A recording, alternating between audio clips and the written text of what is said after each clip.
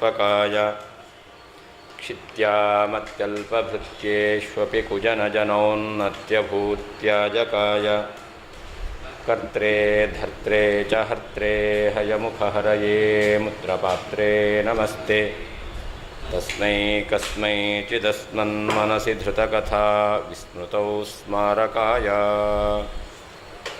तपोविद्याविरक्त्यादिसद्गुणौघाकरानहं वादिराजगुरून् वन्दे हयग्रीवपदाश्रयान्।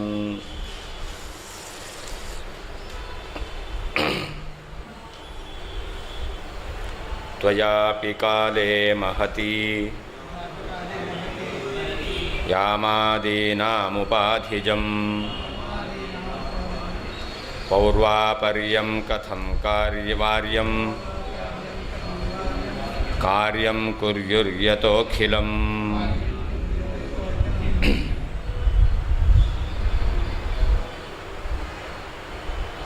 ಶಬ್ದಗಳು, ವರ್ಣಗಳು ವ್ಯಾಪ್ತವಾದವುಗಳು ಮತ್ತು ನಿತ್ಯವಾದವುಗಳು. ನಿತ್ಯವಾದ ವ್ಯಾಪ್ತವಾದ ವರ್ಣಗಳಲ್ಲಿ ಕ್ರಮ ಅದು ಈಶ್ವರನ ಬುದ್ಧಿಯಲ್ಲಿ ಯಾವುದು ಮೊದಲು ಗೃಹೀತವಾಗುತ್ತೋ, ಭಗವಂತನ ಬುದ್ಧಿಗೆ ಯಾವ ವರ್ಣ ಮೊದಲು ವಿಷಯವಾಗಿದೆಯೋ ಅದು ಪೂರ್ವವರ್ಣ, ಯಾವುದು ಭಗವಂತನ ಬುದ್ಧಿಗೆ ಅನಂತರ ವಿಷಯವಾಗಿದೆಯೋ ಅದು ಉತ್ತರ ವರ್ಣ. ಈ ರೀತಿಯಾಗಿರ್ತಕ್ಕಂತಹ ಕ್ರಮವನ್ನು ನಿತ್ಯವಾದ ವ್ಯಾಪ್ತವಾದ ವರ್ಣಗಳಲ್ಲಿ ನಾವು ತಿಳ್ಕೊಳ್ಬೇಕು ಅಂತ ಹಿಂದೆ ಹೇಳಿದರು. ಅದಕ್ಕೆ ತಾರ್ಕಿಕರು ಒಪ್ಪಿರುವಂತಹ ಒಂದು ಉದಾಹರಣೆಯನ್ನು ಕೂಡ ಕೊಡ್ತಾ ಇದ್ದಾರೆ.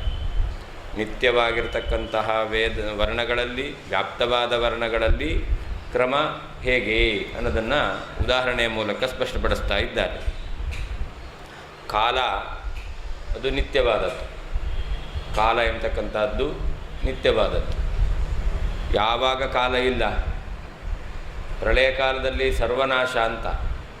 ಕಾಲಕ್ಕೆ ನಾಶ ಇದೆಯಾ? ಇಲ್ಲ. ಪ್ರಳಯ ಕಾಲ ಅಂತ ಹೇಳ್ತೇವೆ. ಹಾಗಾದರೆ ಕಾಲ ಪ್ರಳಯ ಕಾಲದಲ್ಲಿಯೂ ಇದೆ ಎಂದ ಕಾಲ ಎಂಬತಕ್ಕಂಥದ್ದು ನಿತ್ಯವಾಗಿರ್ತಕ್ಕಂಥದ್ದು. ಆದರೆ ಆ ಕಾಲದಲ್ಲಿ ನಾವು ಔಪಾಧಿಕ ಕ್ರಮವನ್ನು ನಾವು ಕಾಣ್ತಾ ಇದ್ದೇವೆ.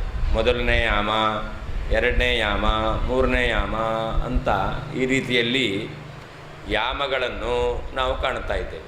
ಹಾಗೆ ನಿತ್ಯವಾಗಿರ್ತಕ್ಕಂತಹ ಕಾಲದಲ್ಲಿ ಉಪಾಧಿಯ ನಿಮಿತ್ತ ಈ ಕ್ರಮ ಎಂಬತಕ್ಕಂಥದ್ದು ಮೊದಲನೆಯದು, ಎರಡನೇದು ಅಂತ ಹೇಳ್ತೇವೆ. ಮೊದಲನೆಯ ಯಾಮದಲ್ಲಿ ಎದ್ದು ಕರ್ಮಗಳನ್ನು ಮಾಡಬೇಕು ಅಂತ. ಈ ರೀತಿಯಲ್ಲಿ ಯಾಮ ಎಂಬತಕ್ಕಂಥದ್ರಲ್ಲಿ ಕ್ರಮವನ್ನು ನಾವು ಕಾಣ್ತಾ ಇದ್ದೇವೆ. ಹಾಗಾದರೆ ಕಾಲ ನಿತ್ಯವಾದರೂ ಕಾಲದಲ್ಲಿ ಯಾಮ ಎಂಬತಕ್ಕಂಥದ್ದು ಯಾವ ರೀತಿಯಲ್ಲಿ ಉಪಾಧಿ ನಿಮಿತ್ತದಿಂದ ಕ್ರಮವುಳ್ಳದ್ದಾಗಿದೆಯೋ ಹಾಗೇ ವೇದಗಳಲ್ಲಿಯೂ ಕೂಡ ಆ ವರ್ಣಗಳಲ್ಲಿ ನಿತ್ಯತ್ವ ಎಂಬತಕ್ಕಂಥದ್ದಿದ್ದರೂ ಕೂಡ ಅವುಗಳಲ್ಲಿ ಕ್ರಮವನ್ನು ಒಪ್ಪಬಹುದು ಅಂತ ಹೇಳ್ತಾರೆ.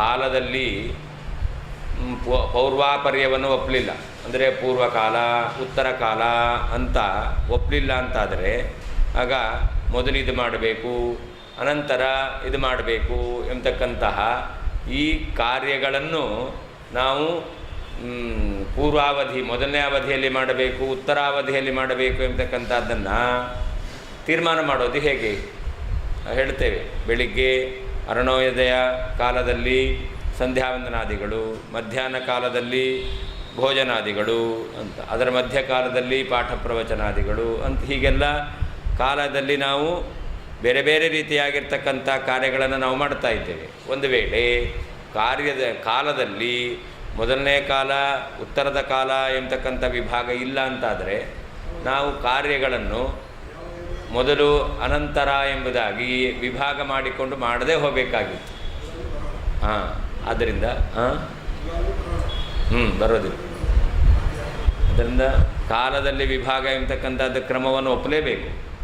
ಹೇಗೆ ನಿತ್ಯವಾದ ಕಾಲದಲ್ಲಿ ಉಪಾಧಿ ನಿಮಿತ್ತದಿಂದ ನಾವು ಕ್ರಮವನ್ನು ಕಾಣ್ತಾ ಇದ್ದೇವೋ ಹಾಗೆ ನಿತ್ಯವಾಗಿರ್ತಕ್ಕಂಥ ವ್ಯಾಪ್ತವಾದ ವರ್ಣಗಳಲ್ಲಿಯೂ ಕೂಡ ಕ್ರಮವನ್ನು ನಾವು ತಿಳ್ಕೊಳ್ಬೇಕು. ಸೂರ್ಯೋದಯಾದಿಗಳು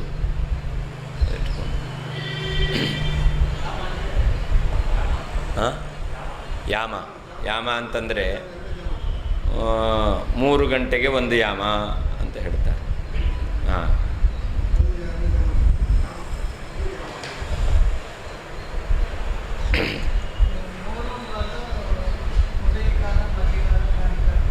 ಯಾವುದು? ಹಾಂ, ಪ್ರಳಯ ಕಾಲದಲ್ಲಿಯೂ ಕೂಡ ಅಲ್ಲ, ಈಗ ಈ ನಮ್ಮ ಸೃಷ್ಟಿಕಾಲದ ಕಾಲ, ಪ್ರಳಯ ಕಾಲದ ಕಾಲ ಎಲ್ಲ ಒಂದೇ ಕಾಲ ಒಂದೇ. ಹಾಗಾದರೆ ಸೃಷ್ಟಿಯ ಕಾಲ, ಪ್ರಳಯ ಕಾಲ ಅಂತ ಹೇಳ್ತೇವೆ. ಅದು ಹೇಗೆ? ಸೃಷ್ಟಿ ಯಾವಾಗ ಭಗವಂತ ಮಾಡ್ತಾನೋ ಅದು ಸೃಷ್ಟಿಕಾಲ, ಯಾವಾಗ ಭಗವಂತ ಜಗತ್ತನ್ನು ನಾಶ ಮಾಡ್ತಾನೋ ಅದು ಪ್ರಳಯ ಕಾಲ. ಹಾಗಾದರೆ ಕಾಲ ಒಂದೇ ಆದರೂ ಕೂಡ ಇದನ್ನು ಸೃಷ್ಟಿಕಾಲ, ನೀವು ಹೇಳಿದ ಶಬ್ದದಲ್ಲೇ ಬಂತು, ಸೃಷ್ಟಿಕಾಲ ಪ್ರಳಯ ಕಾಲ ಅಂತ ನಾವು ಹೇಳುತ್ತೇವೆ. ಆದರೆ ಎಲ್ಲ ಕಾಲ ಒಂದೇ ಅದು. ಹಾಗಾದರೆ ಸೃಷ್ಟಿ ಎಂಬತಕ್ಕಂತಹ ಧರ್ಮವನ್ನಿಟ್ಟುಕೊಂಡು ಸೃಷ್ಟಿಕಾಲ ಅಂತೇವೆ, ಸಂಹಾರ ಎಂಬತಕ್ಕಂಥ ಧರ್ಮವನ್ನಿಟ್ಟುಕೊಂಡು ಸಂಹಾರ ಕಾಲ ಅಂತೇವೆ. ಆ ಕಾಲ ಎಲ್ಲ ಒಂದೇ.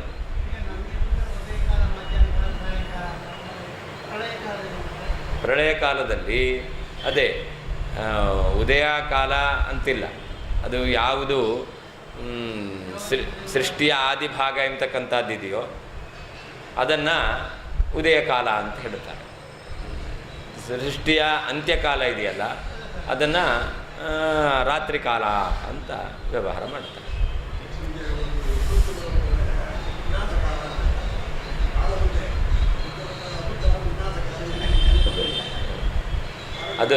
ಅದು ನಮ್ಮ ಶರೀರದ ನಾಶದ ನಿಮಿತ್ತ ವಿನಾಶ ಕಾಲ ಆಯ್ತದೆ ಹೊರತು ಕಾಲ ಅದಕ್ಕೇನು ವಿನಾಶ ಇಲ್ಲ, ಅದು ನಮ್ಮ ವಿನಾಶ ಅಷ್ಟೇ. ಅದನ್ನೇ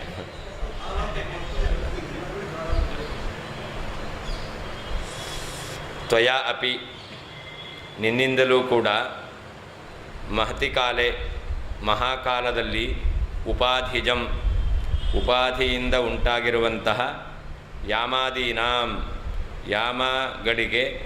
ಯಾಮಾದಿಗಳಿಗೆ, ಪೌರ್ವಾಪರ್ಯಂ, ಮೊದಲನೆಯ ಯಾಮ ಎರಡನೆಯ ಯಾಮ ಎಂಬತಕ್ಕಂತಹ ಕ್ರಮವನ್ನು ಕಥಂ ಹೇಗೆ, ವಾರ್ಯಂ ನಿವಾರಿಸಿಕೊಳ್ಳಲಾಗುತ್ತದೆ. ಯತಃ ಯಾಕೆಂದರೆ, ಅಖಿಲಂ ಎಲ್ಲ, ಕಾರ್ಯವನ್ನು ಕುರಿಯುಹು ಯಾಮಕ್ಕೆ ಅನುಸರಿಸಿ ಮಾಡ್ತಾ ಇದ್ದಾರಷ್ಟೇ. ತ್ವಯಾಪಿ ನಿನ್ನಿಂದಲಾದರೂ, ಮಹತಿ ಕಾಲೇ ಮಹಾಕಾಲದಲ್ಲಿ, ಉಪಾಧಿಜಂ ಉಪಾಧಿಯಿಂದ ಉಂಟಾಗಿರುವಂತಹ, ಯಾಮಾದೀನಾಂ ಯಾಮ ಮೊದಲಾದವುಗಳಿಗೆ, ಪೌರ್ವಾಪರ್ಯಂ ಮೊದಲನೆಯದ್ದು ಅನಂತರದ್ದು ಎಂಬತಕ್ಕಂತಹ ಕ್ರಮವನ್ನು ಕಥಂ ಹೇಗೆ, ವಾರ್ಯಂ ನಿವಾರಿಸಿಕೊಳ್ಳಲಾಗುತ್ತದೆ. ಯತಃ ಏಕೆಂದರೆ, ಅಖಿಲಂ ಎಲ್ಲ, ಕಾರ್ಯವನ್ನು, ಕುರಿಯುಹು ಕಾಲ ಭೇದದಿಂದ ಮಾಡುತ್ತಾರಷ್ಟೇ. ಉದಾಹರಣಾಂತರಂಚ ಆಹ, ಇನ್ನೊಂದು ಉದಾಹರಣೆಯನ್ನು ಕೊಡ್ತಾರೆ. ವರ್ಣನಿತ್ಯವಾದರೂ ಕ್ರಮ ಎಂಬತಕ್ಕಂಥದ್ದು ಕೂಡುತ್ತೆ ಎಂಬತಕ್ಕಂಥ ವಿಷಯದಲ್ಲಿ ಇನ್ನೊಂದು ಉದಾಹರಣೆಯನ್ನು ಹೇಳುತ್ತಾ ಇದ್ದಾರೆ ಅಂತ. ಮಹತಿ ಇತ್ಯುಪಲಕ್ಷಣಂ, ಮಹತಿ ಕಾಲ ಎಂತಿದೆ, ಮಹಾಕಾಲ ಅಂತ ಅಷ್ಟೇ ಅಲ್ಲ, ನೀನೇನಿಟ್ಕೊಳ್ಬೇಕು, ನಿತ್ಯೇಚ ಇತ್ಯಪಿ ಗ್ರಾಹ್ಯಂ, ನಿತ್ಯವಾದ ಮಹಾಕಾಲ ಅಂತ. ಅದರಲ್ಲಿ ಕಾಲ ಎಂಬತಕ್ಕಂಥದ್ದು ನಿತ್ಯ, ಅದರಿಂದ ಅದೇ ನಿತ್ಯವಾದ ವರ್ಣದಲ್ಲಿ ಯಾವ ರೀತಿಯಲ್ಲಿ ಕ್ರಮವೋ ಹಾಗೆ ನಿತ್ಯವಾದ ಕಾಲದಲ್ಲಿ ಅಂತ ಉದಾಹರಣೆ ಎಂಬತಕ್ಕಂಥದ್ದು ಸ್ಪಷ್ಟವಾಗುತ್ತೆ. ಕಾಲ ಮಹಾಕಾಲ. ಯಾಕೆ ಮಹಾಕಾಲ? ಕಾಲ ಎಲ್ಲಿಲ್ಲ, ಆದ್ದರಿಂದ ಎಲ್ಲ ಕಡೆಯಲ್ಲಿದೆ, ಆದ್ದರಿಂದ ಅದು ಮಹತ್ತಾದದ್ದು ಕಾಲ. ಎಲ್ಲ ಕಡೆಯಲ್ಲಿ ಈ ಕ್ಷಣ ಎಂಬತಕ್ಕಂಥದ್ದು ಅದು ಅತ್ಯಂತ ಸೂಕ್ಷ್ಮವಾದರೂ ಕೂಡ ಆ ಅತ್ಯಂತ ಸೂಕ್ಷ್ಮವಾಗಿರ್ತಕ್ಕಂಥ ಕ್ಷಣ ಇಡೀ ಬ್ರಹ್ಮಾಂಡದಲ್ಲಿ ಇದೆ. ಆ ಒಂದು ಅಲ್ಪವಾಗಿರ್ತಕ್ಕಂಥ ಕ್ಷಣ, ಅಂದರೆ ಅಲ್ಪವಾಗಿರ್ತಕ್ಕಂಥ ಕ್ಷಣಕ್ಕೂ ಕೂಡ ಅಷ್ಟು ವ್ಯಾಪ್ತಿ ಎಂಬತಕ್ಕಂಥದ್ದಿದೆ. ಹಾಗಿರಬೇಕಾದರೆ ಕಾಲ ಎಂಬತಕ್ಕಂಥದ್ದು ಸರ್ವತ್ರ ವ್ಯಾಪ್ತ. ಹಾಂ,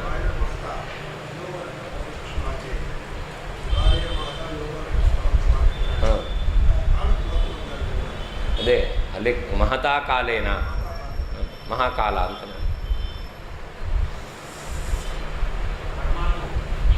ಹಾಂ, ಪರಮಾಣು ನಿತ್ಯ, ಅದು ಅಣು ಅಂತ. ಈ ಕ್ಷಣ ಎಂಬತಕ್ಕಂಥದ್ದು ಅಣು ಆದರೂ ಕೂಡ ಅದು ವ್ಯಾಪ್ತ ಎಂದಾತು. ಹಾಗಿರಬೇಕಾದ್ರೆ ಅಂತಹ ಅಣುವಾಗಿರ್ತಕ್ಕಂತಹ ಕ್ಷಣಗಳನ್ನು ಹೊಂದಿರತಕ್ಕಂಥ ಕಾಲ ಇದೆಯಲ್ಲ, ಅದು ಸರ್ವತ್ರ ವ್ಯಾಪ್ತ. ಅದಕ್ಕೆ ಮಹತ್ ಅಂತ ಕರೀತಾರೆ. ಎಲ್ಲ ಕಡೆಯಲ್ಲಿ ಇರ್ತಕ್ಕಂಥದ್ದು ಅದೆಲ್ಲ ಅನಿತ್ಯ. ಹಾಂ, ಅದಕ್ಕೆ ನಮ್ಮಲ್ಲಿ ನಿತ್ಯಾನಿತ್ಯಂ ತ್ರಿಧಾ ಪ್ರೋಕ್ತಂ ಕಾಲಃ ಪ್ರಕೃತಿ ಎಂಬುದಾಗಿ ಪುರಾಣಾದ್ಯ ಅದೆಲ್ಲವನ್ನು ಕೂಡ ನಿತ್ಯಾನಿತ್ಯ ಅಂತ ಕರೆದಿದ್ದಾರೆ. ಅದರಿಂದ ಕಾಲದ ಅವಯವಗಳಿಗೆ ಉತ್ಪತ್ತಿ ನಾಶ ಇದೆ, ಕಾಲಕ್ಕೆ ಉತ್ಪತ್ತಿ ನಾಶಗಳಿಲ್ಲ. ಅಂದರೆ ಅವಯವಗಳಿಗೆ ಉತ್ಪತ್ತಿ ನಾಶ ಇದ್ದರೂ ಅವಯವಿಗೆ ಉತ್ಪತ್ತಿ ನಾಶ ಎಂಬತಕ್ಕಂಥದ್ದಿಲ್ಲ. ಇದನ್ನೇ ನಾವು ನಿತ್ಯಾನಿತ್ಯ ಅಂತ ಕರಿತೇವೆ. ಹಾಂ ಹಾಂ ಹಾಂ, ಅದು ಧ್ವನಿ. ಹಾಂ, ಅದು ಧ್ವನಿಯಿಂದ ಅಭಿವ್ಯಕ್ತವಾಗುವುದು ವರ್ಣಗಳು. ಆ ವರ್ಣ ಸಮುದಾಯ ಪದ ಸಮುದಾಯ ವಾಕ್ಯ. ಹೌದು, ಅದು ನಿತ್ಯ ಅಲ್ಲ. ಧ್ವನಿ ಅನಿತ್ಯ. ಧ್ವನಿ ನಿತ್ಯವಾದ ವರ್ಣಗಳ ಅಭಿವ್ಯಕ್ತಿಗೆ ಕಾರಣ. ನಿತ್ಯವಾದ ವರ್ಣಗಳಿಗೆ ಅಭಿವ್ಯಕ್ತವಾದ ಅಭಿವ್ಯಕ್ತಿಗೆ ಈ ಧ್ವನಿ ಎಂಬತಕ್ಕಂಥದ್ದು ಹಾಂ ಹೌದು ನಿತ್ಯದ ಅಭಿವ್ಯಕ್ತಿಗೆ ಕಾರಣವಾಗುತ್ತೆ. ಪರಮಾಣು ಅಂತಿರಲ್ಲ, ಅದು ವ್ಯಾಪ್ತ ಆಗೋದು ಹೇಗೆ? ಅತ್ಯಂತ ಅಣು. ಒಂದು ಅಣು ಒಂದು ಕಡೆಯಲ್ಲಿ ಮಾತ್ರ ಇರುತ್ತೆ. ಒಂದು ಕಣು ಎಲ್ಲ ಕಡೆ ಇರಲಿಕ್ಕೆ ಸಾಧ್ಯ ಇಲ್ಲ. ಒಂದು ಕ್ಷಣ ಎಲ್ಲ ಕಡೆಯಲ್ಲಿ ಇದೆ. ನೀವು 9:50 1 ಸೆಕೆಂಡು ಅಂತೀರ. ಆ 1 ಸೆಕೆಂಡ್ ಇದೆಯಲ್ಲ, ಅದು ಇಡೀ ಜಗತ್ತಿನಲ್ಲಿ ಎಲ್ಲ ಕಡೆಯಲ್ಲಿದೆ. ಎಲ್ಲರಿಗೂ ಕೂಡ ಎಲ್ಲೇ ಇದ್ದರೂ ಕೂಡ 9:50 1 ಸೆಕೆಂಡು ಅಂತಾನೆ. ಆ ಸೆಕೆಂಡಿನ ಫ್ರ್ಯಾಕ್ಷನ್ ಬೇರೆ ಇದೆ, ಇರಲಿ ಅಂತೂ. ಹಾಂ, ಇದೆಲ್ಲ ಕಡೆಯಲ್ಲೂ ಇರ್ತದೆ. ಹಾಂ, ಶಬ್ದಗಳು ಅದೇ ವೇದಗಳ ಶಬ್ದ ನಿತ್ಯ. ವರ್ಣ ಸಮುದಾಯಾತ್ಮಕವಾದದ್ದು ಪದ, ಅದನ್ನೇ ನಾವು ಶಬ್ದ ಅಂತ ಹೇಳೋದು. ಅದು ವೇದದಲ್ಲಿರ್ತಕ್ಕಂಥದ್ದೆಲ್ಲ ನಿತ್ಯ ಅಂತಕ್ಕಂಥದ್ದು. ವರ್ಣ ನಿತ್ಯ, ವೇದಗಳ ಕ್ರಮಸಹಿತವಾದ ವರ್ಣವೂ ನಿತ್ಯ.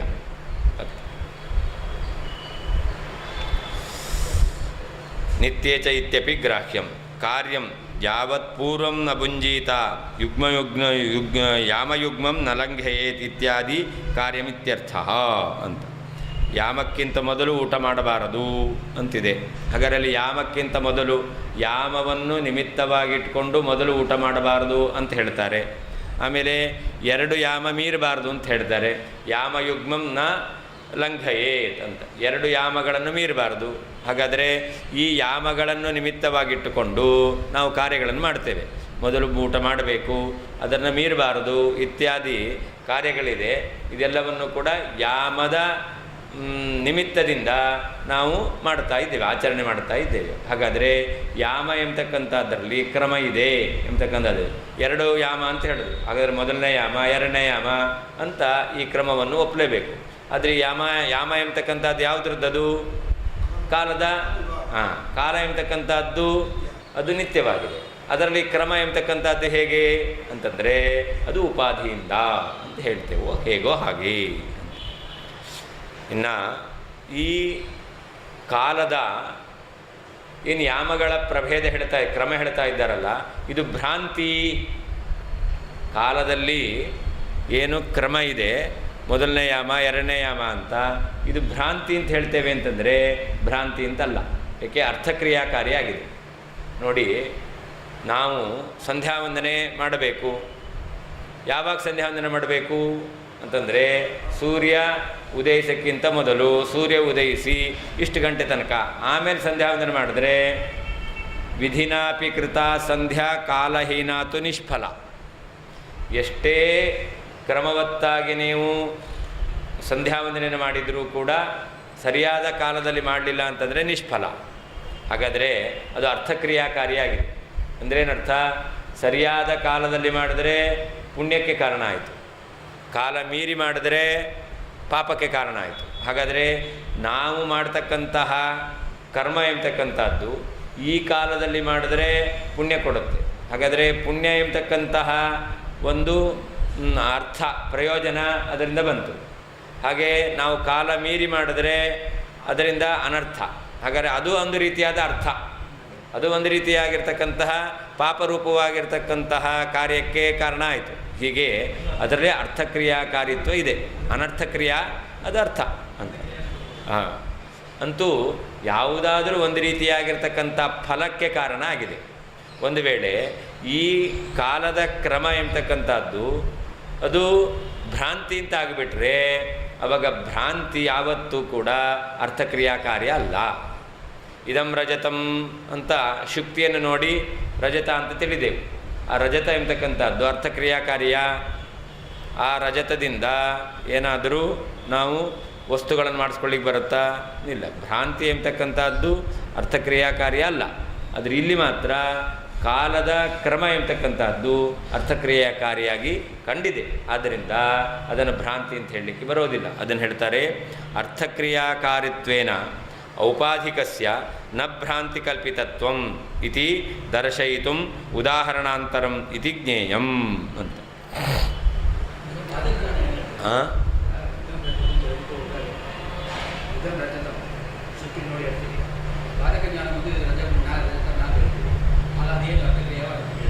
ಯಾವುದು? ನೇದಂ ರಜತಂ ಜ್ಞಾನ ಬಂತಲ್ಲ, ಅದು ಅರ್ಥಕ್ರಿಯಾಕಾರಿ. ಹೌದು. ಯಾಕೆಂದರೆ ನೇದಂ ರಹಿತಂ ಜ್ಞಾನ ಬಂತು ಅಂತಂದರೆ ಆವಾಗ ಅದು ರಜತ ಅಲ್ಲ ಅಂಥೇಳಿ ನೀವು ತೊಗೊಳ್ಳಿಕ್ಕೆ ಹೋಗಲ್ಲ, ಅದನ್ನು ತೊಗೊಳ್ಳಿಕ್ಕೆ ಹೋಗಲ್ಲ. ಅದೇ ಅರ್ಥ. ಅದರಿಂದ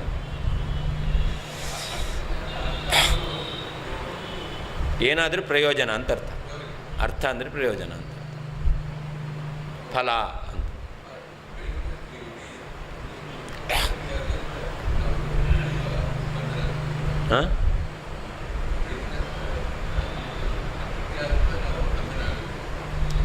ಅರ್ಥಕ್ರಿಯಾದಿಂದ ಬಂಧನನ?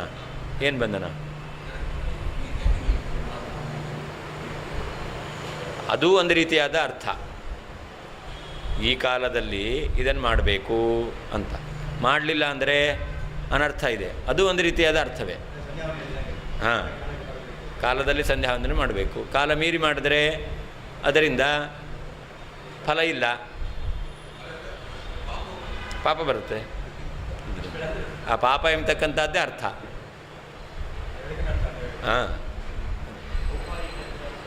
ಏನಾದರೂ ಒಂದು ಫಲ ಬರಬೇಕು. ಔಪಾಧಿಕ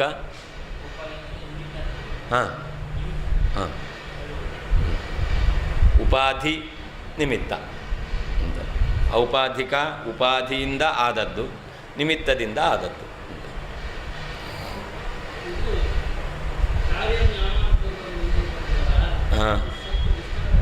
ಕಾರ್ಯಂ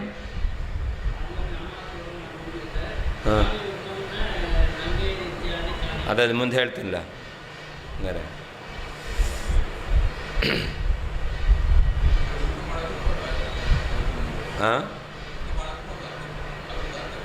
ಯಾವುದು? ಉಂಟಾಯಿತು. ಅದೇ ಏನು? ಯಾಮಾತ್ ಪೂರ್ವಂ ನ ಭುಂಜೀತ. ಯಾಮಕ್ಕಿಂತ ಮೊದಲು ಊಟವನ್ನು ಮಾಡಬಾರದು ಅಂತ ಹೇಳಿದ್ದಾರೆ. ಅದೇ ಅದು ಯಾವುದೋ ಒಂದು ಧರ್ಮಶಾಸ್ತ್ರದಲ್ಲಿ ಬಂದಿರತಕ್ಕಂಥದ್ದು, ಆಯಿತಾ? ಅಂದರೆ ಒಟ್ಟು ಯಾಮ ಎಂಬತಕ್ಕಂಥದ್ದನ್ನು ನಿಮಿತ್ತವಾಗಿಟ್ಟುಕೊಂಡು ಅದಕ್ಕಿಂತ ಮೊದಲು ಊಟ ಮಾಡಬಾರದು ಅಂತ ಹೇಳಿದ್ದಾರೆ, ಆಯಿತಾ? ಹಾಗಾದರೆ ಅಲ್ಲಿ ಯಾಮ ಎಂಬತಕ್ಕಂಥದ್ದನ್ನು ನಿಮಿತ್ತವಾಗಿಟ್ಟುಕೊಂಡು ಊಟ ಮಾಡಬಾರ್ದು ಎಂಬತಕ್ಕಂತಹ ಕಾರ್ಯ ಅದನ್ನು ಹೇಳ್ತಾ ಇದ್ದಾರೆ. ಅದರಿಂದಾಗಿ ಯಾಮ ಎಂಬತಕ್ಕಂಥದ್ದು ಇಲ್ಲ ಅಂತ ಆಗಿಬಿಟ್ರೆ ಈ ಕಾರ್ಯವನ್ನು ಹೇಗಾಗುತ್ತೆ ಅಂತ.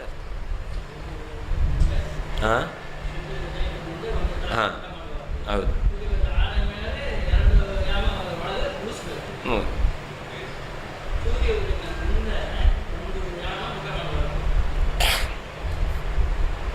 ಹಾಗೆ ದ್ವಾದಶಿ ಬಿಟ್ಟು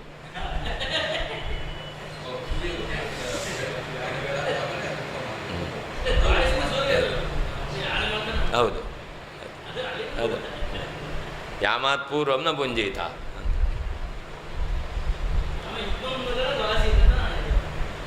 ಅದರಿಂದ ಹೇಗೆ ಕಾಲದಲ್ಲಿ ಕ್ರಮ ಎಂಬತಕ್ಕಂಥದ್ದು ಅದು ಭ್ರಾಂತಿ ಅಲ್ಲವೋ ಹಾಗೆ ವರ್ಣದಲ್ಲಿರ್ತಕ್ಕಂಥ ಕ್ರಮವೂ ಕೂಡ ಭ್ರಾಂತಿ ಅಂತ ಹೇಳಬಾರದು. ಯಾಕೆ ಅದು ಕೂಡ ಅರ್ಥಕ್ರಿಯಾಕಾರಿಯಾಗಿದೆ. ಅಂದರೆ ಅರ್ಥಕ್ರಿಯಾಕಾರಿ ಆದ್ದರಿಂದಾಗಿ ಕಾಲದ ಕ್ರಮ ಎಂಬತಕ್ಕಂಥದ್ದು ಭ್ರಾಂತಿ ಅಲ್ಲ. ವರ್ಣದ ಕ್ರಮವೂ ಕೂಡ ನಿನ್ನೆ ಹೇಳ್ತಲ್ಲ ನದಿ ದೀನ ಅಂದಲ್ಲಿ ನದಿ ಎಂಬತಕ್ಕಂತಹ ಈ ಕ್ರಮದಿಂದ ವರ್ಣವನ್ನು ಉಚ್ಚಾರಣೆ ಮಾಡಿದಾಗ ಒಂದು ಅರ್ಥಜ್ಞಾನ ಬರುತ್ತೆ. ದೀನ ಎಂಬತಕ್ಕಂಥ ಈ ಕ್ರಮದಲ್ಲಿ ವರ್ಣ ಉಚ್ಚಾರಣೆ ಮಾಡಿದಾಗ ಇನ್ನೊಂದು ಅರ್ಥಜ್ಞಾನ ಬರುತ್ತೆ. ಹಾಗಾದರೆ ಬೇರೆ ಬೇರೆ ರೀತಿಯಾಗಿರ್ತಕ್ಕಂತಹ ಈ ಅರ್ಥಜ್ಞಾನಕ್ಕೆ ಕಾರಣ ಆಗಿದೆ. ಆದ್ದರಿಂದ ಹಾಗೆ ಕ್ರಮ ಎಂಬತಕ್ಕಂಥದ್ದು ಭ್ರಾಂತಿ ಅಲ್ಲ. ಒಂದು ವೇಳೆ ಭ್ರಾಂತಿ ಅಂತ ಆಗಿಬಿಟ್ಟಿದ್ರೆ ಈ ಬೇರೆ ಬೇರೆ ರೀತಿಯಾಗಿರ್ತಕ್ಕಂಥ ಅರ್ಥಜ್ಞಾನ ಬರದೇ ಹೋಗಬೇಕಾಗಿತ್ತು. ಅಂದರೆ ಬೇರೆ ಬೇರೆ ರೀತಿಯಾದ ಅರ್ಥಜ್ಞಾನ ಬರ್ತಾ ಇದೆ, ಅದರಿಂದಾಗಿ ಭ್ರಾಂತಿ ಅಂತ ಹೇಳಲಿಕ್ಕೆ ಬರೋದಿಲ್ಲ.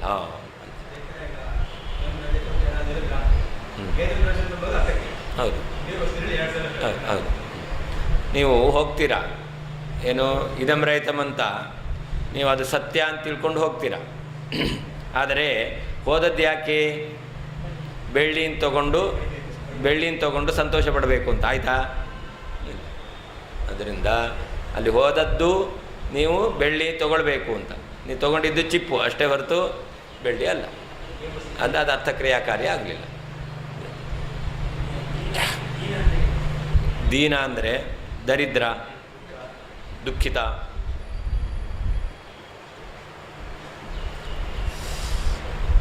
ಅಸ್ಮಾಭಿಃ ಕಾಲಸ್ಯ ನಿತ್ಯಾನಿತ್ಯತ್ವ ಅಂಗೀಕಾರಾತ್ ತ್ವಯಾ ಇತ್ಯುಕ್ತಂ. ತ್ವಯಾಪಿ ಕಾಲೇ ಮಹತಿ ಅಂತ ಆ ಕಾಲ ನಿತ್ಯ ಅಂತ ವಿಷಯದಲ್ಲಿ ಈ ಉದಾಹರಣೆಯನ್ನು ಕೊಟ್ಟಿದ್ದಾರೆ. ಅಲ್ಲಿ ತ್ವಯಾ ಶಬ್ದ ಪ್ರಯೋಗ ಮಾಡಿದ್ದಾರೆ. ಯಾಕೆ ಅಂತಂದರೆ ನಾವು ಕಾಲವನ್ನು ನಿತ್ಯ ಅಂತ ಹೇಳಲ್ಲ. ನಾವು ಕಾಲವನ್ನೇನು ಹೇಳ್ತೇವೆ? ನಿತ್ಯಾನಿತ್ಯ ಅಂತ ಹೇಳ್ತೇವೆ. ನಮ್ಮ ಸಿದ್ಧಾಂತದಲ್ಲಿ ಕಾಲ ನಿತ್ಯ ಅನಿತ್ಯ ಎರಡೂ ಹೌದು ನಮ್ಮ ಸಿದ್ಧಾಂತ. ನಾವು ಮಾತ್ರ ನಿತ್ಯಾನಿತ್ಯ ಪದಾರ್ಥವನ್ನು ಒಪ್ಪಿದವರು ಮಾಧ್ವರು ಮಾತ್ರ, ಬೇರೆ ಯಾರೂ ಒಪ್ಪಿಲ್ಲ. ಅದರಿಂದ ಕಾಲ ಎಂಬತಕ್ಕಂಥದ್ದು ನಿತ್ಯಾನಿತ್ಯದಲ್ಲಿ ಸೇರಿತು. ಏನಲ್ಲ ಅದು ನಿತ್ಯ ಮಾತ್ರ ಅಲ್ಲ. ಅದಕ್ಕೆ ಅಲ್ಲಿ ತ್ವಯಾಪಿ ಕಾಲೇ ಅಂತ ತ್ವಯ ಅಂತ ಹೇಳಿದರು. ತ್ವಯ ಅಂತ ಹೇಳಿದರೆ ತಾರ್ಕಿಕರು ಕಾಲವನ್ನು ನಿತ್ಯ ಅಂತ ಒಪ್ಪಿದ್ದಾರೆ. ಅಂದರೆ ನೀವು ನಿತ್ಯವಾದ ಕಾಲವನ್ನು ಒಪ್ಪಿ ಕಾಲದಲ್ಲಿ ಯಾವ ರೀತಿಯಲ್ಲಿ ಕ್ರಮವನ್ನು ಒಪ್ಪಿದ್ದೀರೋ ಹಾಗೆ ಅಂತ. ನಮ್ಮ ಸಿದ್ಧಾಂತದಲ್ಲಿ ಆಗಬೇಕಾದ್ರೆ ಕಾಲ ಎಂಬತಕ್ಕಂಥದ್ದು ಅದು ನಿತ್ಯಾನಿತ್ಯವಾಗಿದೆ. ವೇದ ನಿತ್ಯ.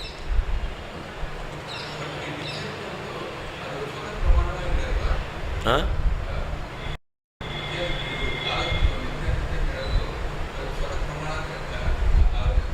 ಏನು ಸ್ವತಃ ಪ್ರಮಾಣ ಅಂದರೆ?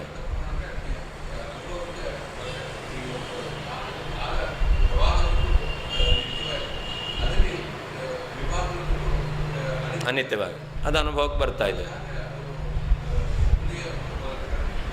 ಅದೇ ಅವರು ಆದ್ದರಿಂದ ಕಾಲ ಎಂಬತಕ್ಕಂಥದ್ದು ಯಾವಾಗಲೂ ಇದೆಯಲ್ಲ ಅದು ನಿತ್ಯ ಅಂತ ಹೇಳ್ತಾರೆ. ಈ ವಿಭಾಗವನ್ನು ಅವರು ವಿಚಾರ ಮಾಡಲೇ ಇಲ್ಲ. ಈ ಕ್ಷಣಲವಗಳ ಉತ್ಪತ್ತಿ ನಾಶಗಳನ್ನು ವಿಚಾರ ಮಾಡದೇನೆ ಮಹಾಕಾಲವನ್ನಿಟ್ಟುಕೊಂಡು ಅವರು ನಿತ್ಯ ಅಂತ ಹೇಳಿದ್ದಾರೆ. ನಾವು ಹೇಳೋದು ಅದರ ಅವಯವಗಳು, ಕಾಲದ ಅವಯವಗಳಿದೆಯಲ್ಲ ಅದು ಅನಿತ್ಯ. ಹಾಂ ಹೌದು, ಅದೆಲ್ಲ ಅನಿತ್ಯ. ಅದರಿಂದ ಕಾಲ ಅದು ಕಾಲದ್ದೇ ಅವಯವ, ಅದು ಕಾಲದ್ದೇ ಅವಯವ. ಆದ್ದರಿಂದ ಆ ಅನಿತ್ಯತ್ವ ಯಾವುದಕ್ಕೆ ಹೇಳಬೇಕು? ಕಾಲಕ್ಕೆ ಹೇಳಬೇಕು. ಅಂದರೆ ಬೆರಳು ತುಂಡಾಯಿತು ಅಂದರೆ ಏನು ಹೇಳಿದ್ದೇವೆ? ಶರೀರ ಊನಾಯಿತು ಅಂತಲೇ ಹೇಳೋದು. ಶರೀರದ್ದೇ ಒಂದು ಅವಯವ, ಒಂದು ಬೆರಳು ತುಂಡಾಯಿತು ಅಂತಂದು ಅಂದರೆ ಬೇರೆ ಅಲ್ಲ, ಅದು ಶರೀರದ್ದೇ. ಹಾಗೆ ಈ ಲವ ಕ್ಷಣ ಎಂಬತಕ್ಕಂಥದ್ದು ಕಾಲದ್ದೇ ಅವಯವ. ಅದನ್ನ ಅವುಗಳಿಗೆ ಉತ್ಪತ್ತಿ ನಾಶ ಇದೆ, ಅದನ್ನು ಅನಿತ್ಯ ಅಂತ ಹೇಳೋದು. ತವಾಪಿ ತಾಲ್ವೋಷ್ಠಪುಟ ಮಧ್ಯಸ್ಥಾಕಾಶ ಏವೈಹಿ ವರ್ಣೋತ್ಪತ್ತಿಸ್ತತಃ ಕೋ ವಾ ಪೂರ್ವಃ ಕಶ್ಚಾಪರೋ ವದ. ಇನ್ನು ಯಾರು ವರ್ಣದ ಉತ್ಪತ್ತಿಯನ್ನು ಹೇಳ್ತಾ ಇದ್ದಾರೋ, ನಾವು ವರ್ಣವನ್ನು ನಿತ್ಯ ಅಂತ ಹೇಳುವವರು, ಆದರೆ ವೇದವನ್ನು ಉತ್ಪತ್ತಿಯಾಗುತ್ತೆ ಅಂತ ತಾರ್ಕಿಕರು ಹೇಳ್ತಾರೆ. ಆದ್ದರಿಂದ ವರ್ಣಗಳಿಗೆ ಉತ್ಪತ್ತಿಯನ್ನು ಹೇಳುವವರು ತಾರ್ಕಿಕರು. ಆದರೂ ಕೂಡ ಅವರು ಈ ಪೂರ್ವ ವರ್ಣ ಅಪರವರ್ಣ ಎಂಬತಕ್ಕಂಥದ್ದು ಇದೆಯಲ್ಲ, ಇದನ್ನು ಅವರು ಯಾವ ರೀತಿಯಲ್ಲಿ ಹೇಳಲಿಕ್ಕೆ ಸಾಧ್ಯ? ಪೂರ್ವವರ್ಣ ಅಪರವರ್ಣ ಎಂಬತಕ್ಕಂತಹ ಈ ಕ್ರಮವನ್ನು ತಾರ್ಕಿಕರು ಹೇಳಲೇಬೇಕು. ಆದರೆ ಅಲ್ಲಿ ಯಾವ ರೀತಿಯಲ್ಲಿ ಹೇಳಬೇಕು ಅಂತಂದರೆ, ವರ್ಣೋತ್ಪತ್ತಿ ತತಃ, ನೀವು ಕೂಡ ಈ ಆಕಾಶದಲ್ಲಿಯೇ ವರ್ಣಗಳ ಉತ್ಪತ್ತಿ ಎಂಬತಕ್ಕಂಥದ್ದಾಗತ್ತೆ ಅಂತ ಹೇಳಬೇಕು. ಆದ್ದರಿಂದ ಎಲ್ಲವೂ ಆಕಾಶದಲ್ಲಿಯೇ ಉತ್ಪತ್ತಿ ಆಗ್ತಾ ಇರೋದರಿಂದ ಕ್ರಮವನ್ನು ಹೇಗೆ ಹೇಳ್ತೀರಾ? ಎಲ್ಲ ವರ್ಣಗಳು ಕೂಡ ಉತ್ಪತ್ತಿ ಆಗೋದೆಲ್ಲಿ? ತಾಲು ಓಷ್ಠ ಇವುಗಳ ಮಧ್ಯಭಾಗದಲ್ಲಿಯೇ ಎಲ್ಲ ವರ್ಣಗಳು ಉತ್ಪತ್ತಿ ಆಗುತ್ತಾ ಇದೆ. ಹಾಗಿರಬೇಕಾದ್ರೆ ಅದು ಪೂರ್ವವರ್ಣ ಉತ್ತರವರ್ಣ ಎಂಬತಕ್ಕಂಥದ್ದನ್ನು ಹೇಗೆ ಹೇಳ್ತೀರಾ? ಹೇಗೆ ಹೇಳಬೇಕು? ಪೂರ್ವ ಉಚ್ಚರಿತವಾಗಿರ್ತಕ್ಕಂಥ ವರ್ಣ ಅದು ಮೊದಲು ಹುಟ್ಟಿದ್ದು ಅಂತ ಹೇಳಬೇಕು. ಹಾಗಾದರೆ ಪೂರ್ವ ಕಾಲದಲ್ಲಿ ಇಂಥ ಕಾಲವನ್ನು ನೀವು ನಿಮಿತ್ತವಾಗಿಟ್ಟುಕೊಂಡೇನೆ ಆ ವರ್ಣಗಳಲ್ಲಿ ಪೂರ್ವವರ್ಣ ಅಂತ ಹೇಳಬೇಕು, ಹೊರತು ದೇಶವನ್ನಿಟ್ಟುಕೊಂಡು ಇದು ಪೂರ್ವವರ್ಣ ಇದು ಉತ್ತರವರ್ಣ ಅಂತ ಹೇಳಲಿಕ್ಕೆ ಬರೋದಿಲ್ಲ. ಯಾಕೆ? ಎಲ್ಲ ವರ್ಣಗಳ ಉತ್ಪತ್ತಿ ಆಗೋದೆಲ್ಲಿ? ಈ ತಾಲು ಓಷ್ಠ ಪುಟ ಇದೆಯಲ್ಲ, ಅದರ ಮಧ್ಯಭಾಗದಲ್ಲೇ ಎಲ್ಲ ವರ್ಣಗಳ ಉತ್ಪತ್ತಿ ಆಗೋದು. ಅದರಿಂದ ವರ್ಣಗಳ ಉತ್ಪತ್ತಿ ಸ್ಥಾನ ಎಂಬತಕ್ಕಂಥದ್ದು ಈ ಬಾಯಿಯ ಆಕಾಶ ಎಂಬತಕ್ಕಂಥದ್ದು ಇದೆಯಲ್ಲ, ಅಲ್ಲಿ ಒಂದೇ. ಅಂದರೆ ಬಾಯಿ ಆಕಾಶ ಎಂಬತಕ್ಕಂಥ ಒಂದೇ ಆಕಾಶದಲ್ಲಿ ಎಲ್ಲ ವರ್ಣಗಳು ಉತ್ಪತ್ತಿ ಆಗೋದ್ರಿಂದ ಆ ವರ್ಣಗಳಲ್ಲಿ ಕ್ರಮ ಹೇಗೆ ಹೇಳ್ತೀರಾ? ದೇಶ ಭೇದ ನಿಮಿತ್ತ ಕ್ರಮವನ್ನು ಹೇಳಲಿಕ್ಕೆ ಬರೋದಿಲ್ಲ. ಮತ್ತೆ ಹೇಗೆ ಹೇಳಬೇಕು? ಕಾಲಭೇದ ನಿಮಿತ್ತ ಹೇಳಬೇಕು. ಹಾಗಾದರೆ ಪೂರ್ವಕಾಲ ಉಚ್ಚರಿತವಾಗಿರ್ತಕ್ಕಂತಹ ವರ್ಣ ಮೊದಲು ಹುಟ್ಟಿದೆ ಅಂತ ಅವನು ಹೇಳಬೇಕು. ಉತ್ತರ ಕಾಲದಲ್ಲಿ ಉಚ್ಚರಿತವಾದ ವರ್ಣ ಅನಂತರ ಹುಟ್ಟಿದೆ ಅಂತ ಹೇಳಬೇಕು. ನಾವು ಅದನ್ನೇ ಪೂರ್ವಕಾಲ ಉಚ್ಚರಿತವಾದ ವರ್ಣ ಮೊದಲು ಅಭಿವ್ಯಕ್ತವಾಯಿತು, ಆ ಉತ್ತರ ಕಾಲದಲ್ಲಿ ಉಚ್ಚರಿತವಾದ ವರ್ಣ ಅನಂತರದಲ್ಲಿ ಅಭಿವ್ಯಕ್ತವಾಯಿತು ಅಂತ ಹೇಳ್ತೇವೆ. ಇಷ್ಟೇ ವ್ಯತ್ಯಾಸ. ಇಬ್ಬರೂ ಕೂಡ ಈ ವರ್ಣಗಳಿಗೆ ತಾಲು ಓಷ್ಠಪುಟಗಳಿಂದ ಉಚ್ಚರಿತತ್ವವನ್ನು ಹೇಳಬೇಕು. ಆ ಉಚ್ಚಾರಣೆಯಿಂದ ಅದು ಉತ್ಪತ್ತಿಯೋ ಅದು ಅಭಿವ್ಯಕ್ತಿಯೋ, ಇಷ್ಟು ವ್ಯತ್ಯಾಸ. ನೀವು ಉತ್ಪತ್ತಿ ಅಂತ ಹೇಳ್ತೀರಾ, ಅದನ್ನು ನಾವು ಅಭಿವ್ಯಕ್ತಿ ಅಂತ ಹೇಳ್ತೇವೆ. ಅಂತೂ ಈ ಕ್ರಮ ನೀವು ಹೇಳಬೇಕು ಅಂತಂದರೆ ಕಾಲಕ್ರಮವನ್ನು ಇಟ್ಟುಕೊಂಡೇ ಹೇಳಬೇಕಷ್ಟೇ ಹೊರತು ದೇಶಕ್ರಮವನ್ನು ಇಟ್ಟುಕೊಂಡು ವರ್ಣಗಳಲ್ಲಿ ಕ್ರಮ ಹೇಳಲಿಕ್ಕೆ ಬರೋದಿಲ್ಲ. ಯಾಕೆ? ದೇಶವನ್ನು ಆಧಾರವಾಗಿಟ್ಟುಕೊಂಡು ವರ್ಣಗಳಲ್ಲಿ ಕ್ರಮ ಹೇಳಲಿಕ್ಕೆ ಬರಲ್ಲ ಅಂತಂದರೆ, ಎಲ್ಲ ವರ್ಣಗಳ ಉತ್ಪತ್ತಿಯೂ ಕೂಡ ಒಂದೇ ಪ್ರದೇಶದಲ್ಲಿ ಆಗಿರೋದು. ಒಂದೇ ಪ್ರದೇಶದಲ್ಲಿ ಎಲ್ಲ ವರ್ಣಗಳ ಉತ್ಪತ್ತಿ ಆಗಿರೋದ್ರಿಂದ ನೀವು ವರ್ಣಗಳಲ್ಲಿ ಉತ್ಪತ್ತಿ ಕ್ರಮವನ್ನು ದೇಶ ಒಂದೇ ಆದ್ದರಿಂದ ದೇಶಭೇದ ನಿಮಿತ್ತ ಅಂತ ಹೇಳಲಿಕ್ಕೆ ಬರಲ್ಲ. ದೇಶ ಒಂದೇ ಆಗಿರೋದ್ರಿಂದ ದೇಶಭೇದ ನಿಮಿತ್ತ ವರ್ಣಗಳಲ್ಲಿ ಕ್ರಮ ಅಂತ ಹೇಳಲಿಕ್ಕೆ ಬರೋದಿಲ್ಲ.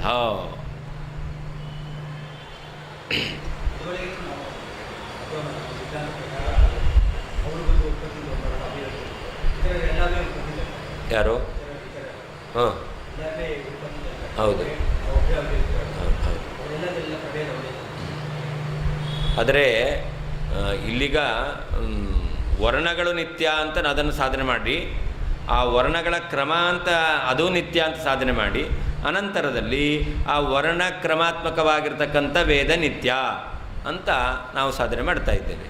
ತಾರ್ಕಿಕರಾಗಬೇಕಾದರೆ ಎಲ್ಲ ವರ್ಣಗಳು ಈಶ್ವರನಿಂದ ಇದಂ ಪ್ರಥಮತೆಯ ಉಚ್ಚರಿತವಾದದ್ದು ಅಂತ ಹೇಳ್ತಾರೆ. ಆದ್ದರಿಂದಾಗಿ ಆ ಕಾಲದಲ್ಲಿ ಅದಕ್ಕೆ ಉತ್ಪತ್ತಿ ಆಯಿತು. ಅದರಿಂದ ವೇದವನ್ನು ನಿತ್ಯ ಅಂತ ಹೇಳಲಿಕ್ಕೆ ಬರಲ್ಲ ಅಂತ ಅವ್ರು ಹೇಳ್ತಾ ಇದ್ದಾರೆ.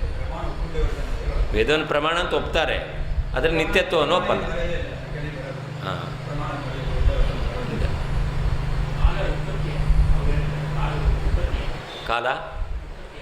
ಕಾಲ ಉತ್ಪತ್ತಿ ಆಗಲ್ಲ, ಕಾಲದ ಅವಯವಗಳು ಉತ್ಪತ್ತಿ ಆಗುತ್ತೆ, ಕಾಲ ಉತ್ಪತ್ತಿ ಆಗಲ್ಲ. ಹಾಂ ಹಾಂ, ತಾಲು ಓಷ್ಠ ಪುಟ ಅಂತಂದರೆ ಭಾಗ ಅಂತ ಅರ್ಥ.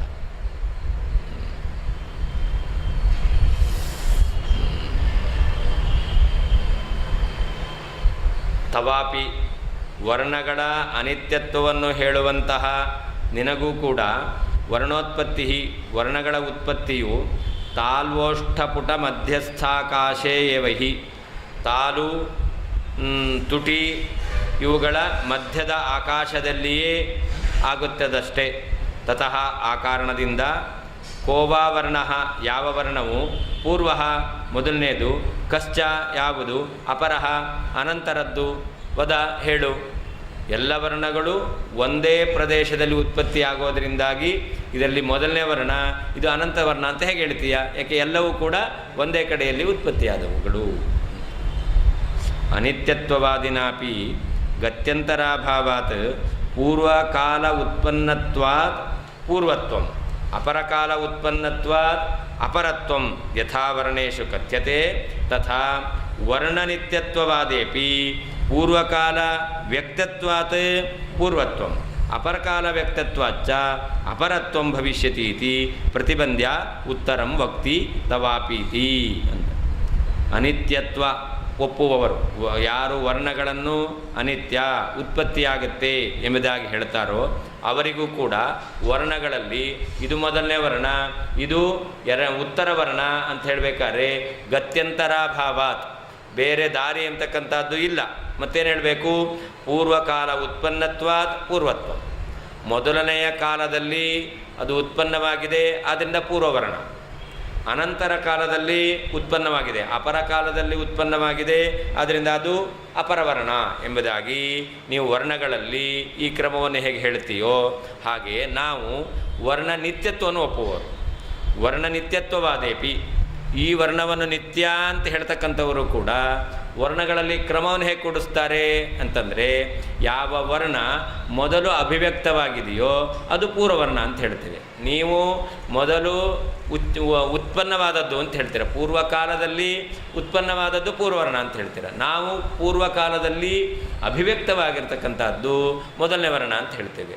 ಹಾಗೆ ಅಪರಕಾಲ ವ್ಯಕ್ತತ್ವಾಚ್ಚ ಅಪರತ್ವಂ ಉತ್ತರ ಕಾಲದಲ್ಲಿ ಯಾವುದು ಅಭಿವ್ಯಕ್ತವಾಗಿದೆಯೋ ಅದು ಉತ್ತರ ವರ್ಣ ಎಂಬುದಾಗಿ ಹೇಳಬೇಕು ಎಂಬುದಾಗಿ ಇಷ್ಟೇ ವ್ಯತ್ಯಾಸ ನಮಗೂ ನಿಮಗೂ. ಇಬ್ಬರೂ ಕೂಡ ಈ ವರ್ಣಗಳು ಉಚ್ಚಾರಣೆಯಿಂದ ಅಭಿವ್ಯಕ್ತವಾಗುತ್ತೆ ಅಂತ ಹೇಳಬೇಕು. ಮತ್ತು ಕಾಲಕ್ರಮವನ್ನು ಇಟ್ಟುಕೊಂಡೇನೆ ಅವುಗಳಲ್ಲಿ ಪೂರ್ವತ್ವ ಅಪರತ್ವವನ್ನು ಹೇಳಬೇಕು. ನೀವು ಉತ್ಪತ್ತಿ ಅಂತ ಹೇಳ್ತೀರಾ, ನಾವು ಅಭಿವ್ಯಕ್ತಿ ಅಂತ ಹೇಳ್ತೀವಿ. ವರ್ಣೋತ್ಪತ್ತಿ ಸರ್ವವರ್ಣೋತ್ಪತ್ತಿ, ಅಲ್ಲಿ ವರ್ಣೋತ್ಪತ್ತಿ ಅವರು ಹೇಳ್ತಾರೆ ಎಲ್ಲ ವರ್ಣಗಳ ಉತ್ಪತ್ತಿ ಆಗೋದು ಕೂಡ ಈ ತಾಲು ಓಷ್ಠ ಇವುಗಳ ಮಧ್ಯದಲ್ಲೇ ಆಗತಕ್ಕಂಥದ್ದು. ಯತಃ ತಾಲ್ವೋಷ್ಠಪುಟ ಮಧ್ಯಸ್ಥಾಕಾಶ ಏವ ಸರ್ವವರ್ಣೋತ್ಪತ್ತಿ ತತಃ ಸ್ಥಾನೈಕ್ಯಾತ್ ಅಂತ. ಎಲ್ಲ ವರ್ಣಗಳು ಈ ತಾಲು ಓಷ್ಠ ಪುಟ ಇವುಗಳ ಮಧ್ಯದಲ್ಲಿಯೇ ಉತ್ಪತ್ತಿ ಆಗ್ತಾ ಇದೆ. ಅಂದರೆ ಎಲ್ಲ ವರ್ಣಗಳ ಉತ್ಪತ್ತಿಯೂ ಕೂಡ ಒಂದೇ ಪ್ರದೇಶದಲ್ಲಿ ಆಗಿದೆ. ಆದ್ದರಿಂದಾಗಿ ಕ್ರಮವನ್ನು ಹೇಳಲಿಕ್ಕೆ ಬರೋದಿಲ್ಲ. ಹಾಗಾದರೆ ಕ್ರಮವನ್ನು ಹೇಳಬೇಕು ಅಂತಂದರೆ ದೇಶ ಭೇದ ನಿಮಿತ್ತ ವರ್ಣಗಳಲ್ಲಿ ಕ್ರಮ ಹೇಳಲಿಕ್ಕೆ ಬರಲ್ಲ, ಮತ್ತು ಕಾಲಭೇದ ನಿಮಿತ್ತ ವರ್ಣಗಳಲ್ಲಿ ಕ್ರಮವನ್ನು ಹೇಳಬೇಕು ಅಂತ. ಅಂದರೆ ನೀನು ಕೂಡ ಈ ಕಾಲಭೇದ ನಿಮಿತ್ತ ವರ್ಣಗಳಿಗೆ ಕ್ರಮವನ್ನು ಹೇಳಲೇಬೇಕು. ನಹಿ ತತ್ರಾಧರೋ ವರ್ಣಃ ಏಕ ಊರ್ಧ್ವಶ್ಚ ದೇಶತಃ ಪೂರ್ವಕಾಲೋತ್ಪನ್ನತೈವ ಪೂರ್ವತಾ ಪರತಾ ತಥಾ ಪರಕಾಲೋತ್ಪನ್ನತೈವ ವರ್ಣೇ ವಾಚ್ಯ ನ ಚಾಪರ.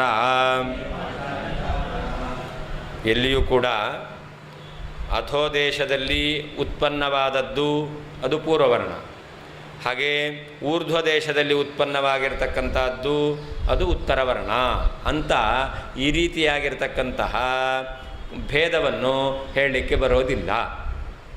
ಈಗ ಟ ಎಂಬತಕ್ಕಂಥದ್ದು ಏನಾಗಿದೆ, ಅದು ಊರ್ಧ್ವ ದೇಶದಲ್ಲಿ ಉತ್ಪನ್ನ ಆಗೋದು ಅಲ್ವಾ. ಟ ಅಂತ ಹೇಳಿದ್ರೆ ನಾಲಿಗೆಯನ್ನು ನಾವು ಮೇಲಕ್ಕೆ ತರಿಸ್ತಾ ಇದ್ದೇವೆ, ಆಯಿತಾ.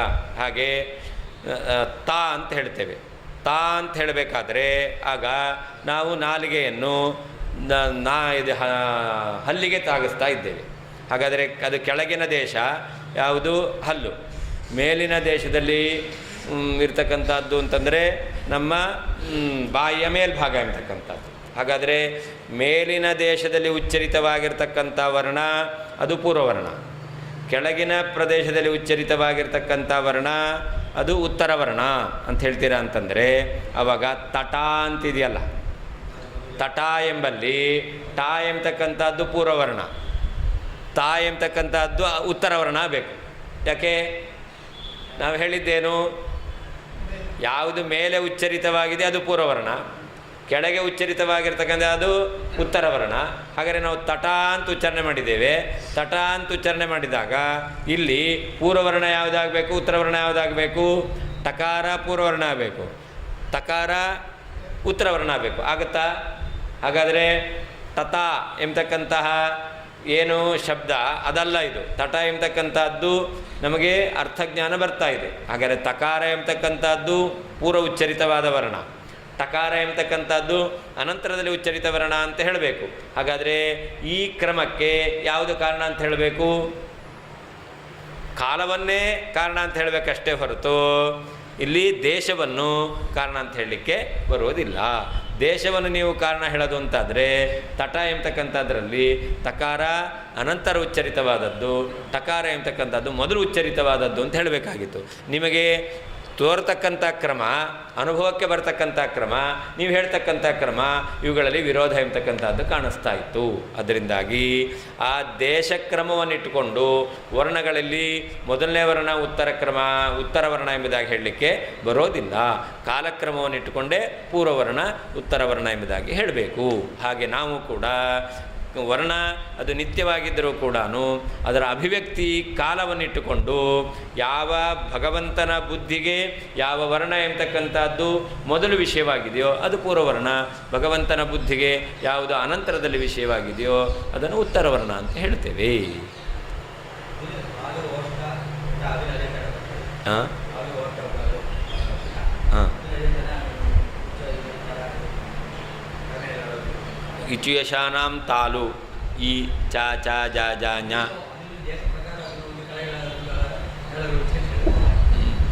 ಓಷ್ಠ ಅಂದರೆ ತುಟಿಗಳು, ತುಟಿಯಲ್ಲಿ ಪಾಪ ಬಾ ಭಾಮ ಇದರಲ್ಲಿ ಹೇಳಬೇಕಾದ್ರೆ ನಿಮಗೆ ಅದು ಒಂದು ಎರಡೆಲ್ಲ. ಈಗ ಈ ಚ ಚ ಜ ಜ ಞ ಹೇಳ್ತೀರಾ, ಪಾಪ ಬಾ ಭಾಮ ಹೇಳ್ತೀರಾ, ಅದು ಮೇಲೆ ಯಾವುದು ಕೆಳಗೆ ಯಾವುದು? ಹಾಂ, ಅದರಿಂದ ಹೇಳಲಿಕ್ಕೆ ಬರೋದಿಲ್ಲ. ಹಾಂ, ಕಾಲ ನಿಮಿತ್ತವನ್ನೇ ಹೇಳಬೇಕಷ್ಟೇ ಹೊರತು ದೇಶ ಒಂದೇ.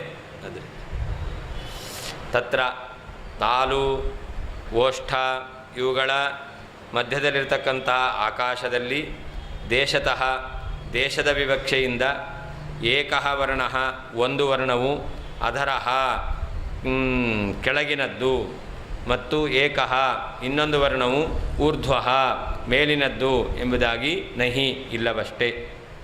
ಆದ್ದರಿಂದ ವರ್ಣದಲ್ಲಿ ಪೂರ್ವಕಾಲ ಉತ್ಪನ್ನತೈವ ಮೊದಲನೆಯ ಕಾಲದಲ್ಲಿ ಉತ್ಪನ್ನವಾಗಿದೆ ಎಂಬತಕ್ಕಂಥದ್ದೇ ಪೂರ್ವತ್ವವು, ಅಪರಕಾಲ ಉತ್ಪನ್ನತೈವ ಅನಂತರ ಕಾಲದಲ್ಲಿ ಉತ್ಪನ್ನವಾಗಿದೆ ಎಂಬತಕ್ಕಂಥದ್ದೇ ಪರತ್ವವು ಎಂಬುದಾಗಿ ವಾಚ್ಯ ಹೇಳಬೇಕು.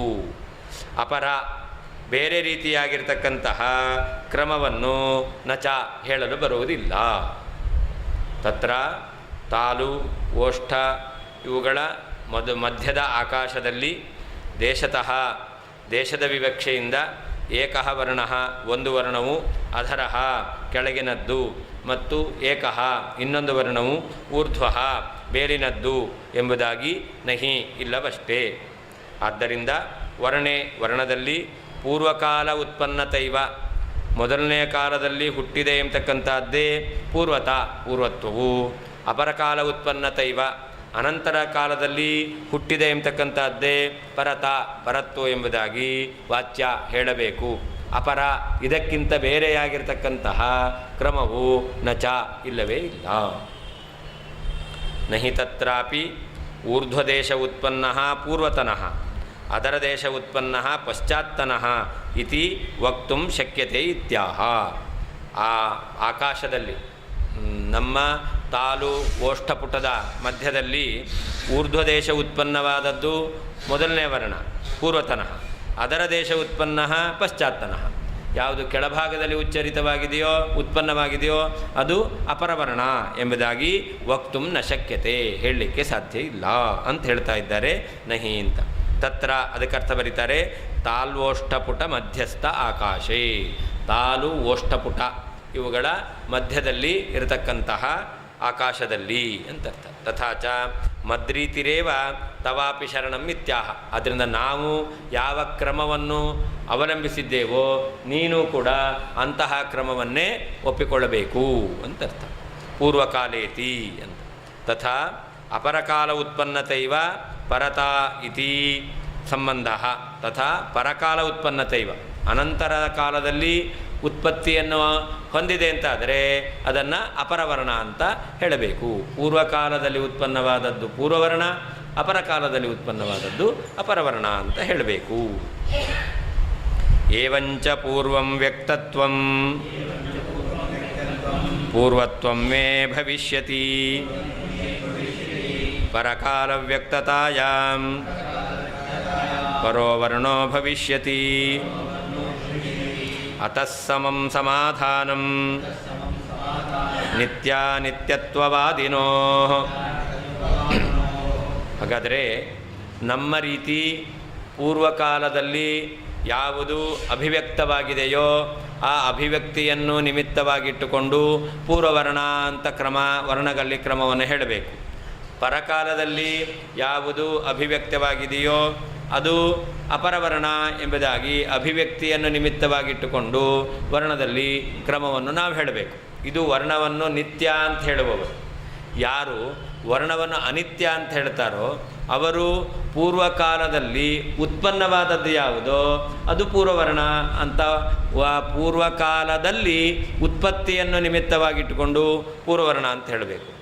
ಅನಂತರ ಕಾಲದಲ್ಲಿ ಉತ್ಪನ್ನವಾದದ್ದು ಯಾವುದೋ ಅನಂತರ ಕಾಲದಲ್ಲಿ ಉತ್ಪನ್ನವಾಗಿದೆ ಎಂಬತಕ್ಕಂಥ ನಿಮಿತ್ತವನ್ನು ಇಟ್ಟುಕೊಂಡು ಅದನ್ನು ಅಪರವರ್ಣ ಅಂತ ಹೇಳಬೇಕು. ಹಾಗಾದರೆ ವರ್ಣಗಳ ನಿತ್ಯತ್ವವನ್ನು ವರ್ಣಗಳ ಅನಿತ್ಯತ್ವವನ್ನು ಹೇಳ್ತಕ್ಕಂಥವರು ಇಬ್ಬರೂ ಕೂಡ ಕ್ರಮವನ್ನು ಯಾವ ರೀತಿಯಲ್ಲಿ ಹೇಳಬೇಕು?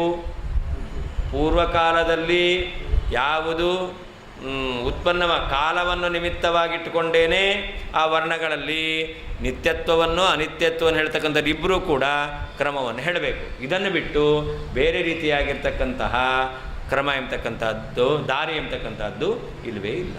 ಅದರಿಂದಾಗಿ ನೀನು ವರ್ಣಗಳ ಅನಿತ್ಯತ್ವವನ್ನು ಒಪ್ಪಿದವನು. ಅದರಲ್ಲಿ ಕ್ರಮ ಹೇಗೆ ಒಪ್ಪಬೇಕು? ಪೂರ್ವಕಾಲದಲ್ಲಿ ಯಾವುದು ಉತ್ಪನ್ನವಾಯಿತೋ ಕಾಲ ಅದನ್ನಿಟ್ಕೊಳ್ಳಬೇಕು. ಪೂರ್ವಕಾಲದಲ್ಲಿ ಉತ್ಪನ್ನವಾಗಿರ್ತಕ್ಕಂಥದ್ದು ಪೂರ್ವವರ್ಣ, ಅನಂತರ ಕಾಲದಲ್ಲಿ ಉತ್ಪನ್ನವಾದದ್ದು ಉತ್ತರವರ್ಣ ಅಂತ ಹೇಳಬೇಕು. ನಾವು ಪೂರ್ವಕಾಲದಲ್ಲಿ ಅಭಿವ್ಯಕ್ತವಾದದ್ದು ಪೂರ್ವವರ್ಣ, ಅನಂತರ ಕಾಲದಲ್ಲಿ ಅಭಿವ್ಯಕ್ತವಾದದ್ದು ಉತ್ತರವರ್ಣ ಅಂತ ನಾವು ಹೇಳ್ತೇವೆ. ಏವಂಚ ಹೀಗೆಯೇ ಪೂರ್ವಂ ವ್ಯಕ್ತತ್ವಂ ಪೂರ್ವತ್ವಂ, ಪೂರ್ವಕಾಲದಲ್ಲಿ ವ್ಯಕ್ತವಾದ ವರ್ಣವು ಪೂರ್ವವರ್ಣ ಎಂಬತಕ್ಕಂಥದ್ದು ಮೇ ನನಗೂ ಭವಿಷ್ಯತಿ ಸರಿಹೊಂದುತ್ತದೆ. ಪರಕಾಲ ವ್ಯಕ್ತತಾಯಾಂ, ಉತ್ತರ ಕಾಲದಲ್ಲಿ ಅಭಿವ್ಯಕ್ತವಾದಲ್ಲಿ ಪರೋವರ್ಣ ಭವಿಷ್ಯತಿ, ಉತ್ತರವರ್ಣ ಆಗುತ್ತದೆ. ಅತಃ ಆದ್ದರಿಂದ ನಿತ್ಯಾನಿತ್ಯತ್ವವಾದಿನೋ, ವರ್ಣಗಳನ್ನು ನಿತ್ಯ ಮತ್ತು ವರ್ಣಗಳನ್ನು ಅನಿತ್ಯ ಎಂಬುದಾಗಿ ಹೇಳತಕ್ಕಂತಹ ನಮ್ಮಿಬ್ಬರಿಗೂ ಸಮಾಧಾನಂ ಸಮಂ, ಸಮಾಧಾನವು ಸಮಾನವೇ ಆಗಿದೆ.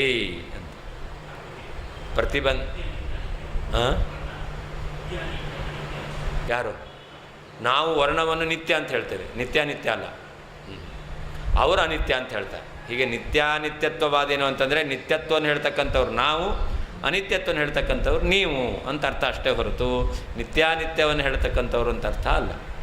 ಅಲ್ಲಿ ನಿತ್ಯಾನಿತ್ಯತ್ವವಾದಿನೋ ಅಂತಿದೆ. ಆ ತ್ವಾನದೇ ಎರಡಕ್ಕೂ ನೀವು ಮಾಡಿಕೊಳ್ಬೇಕು.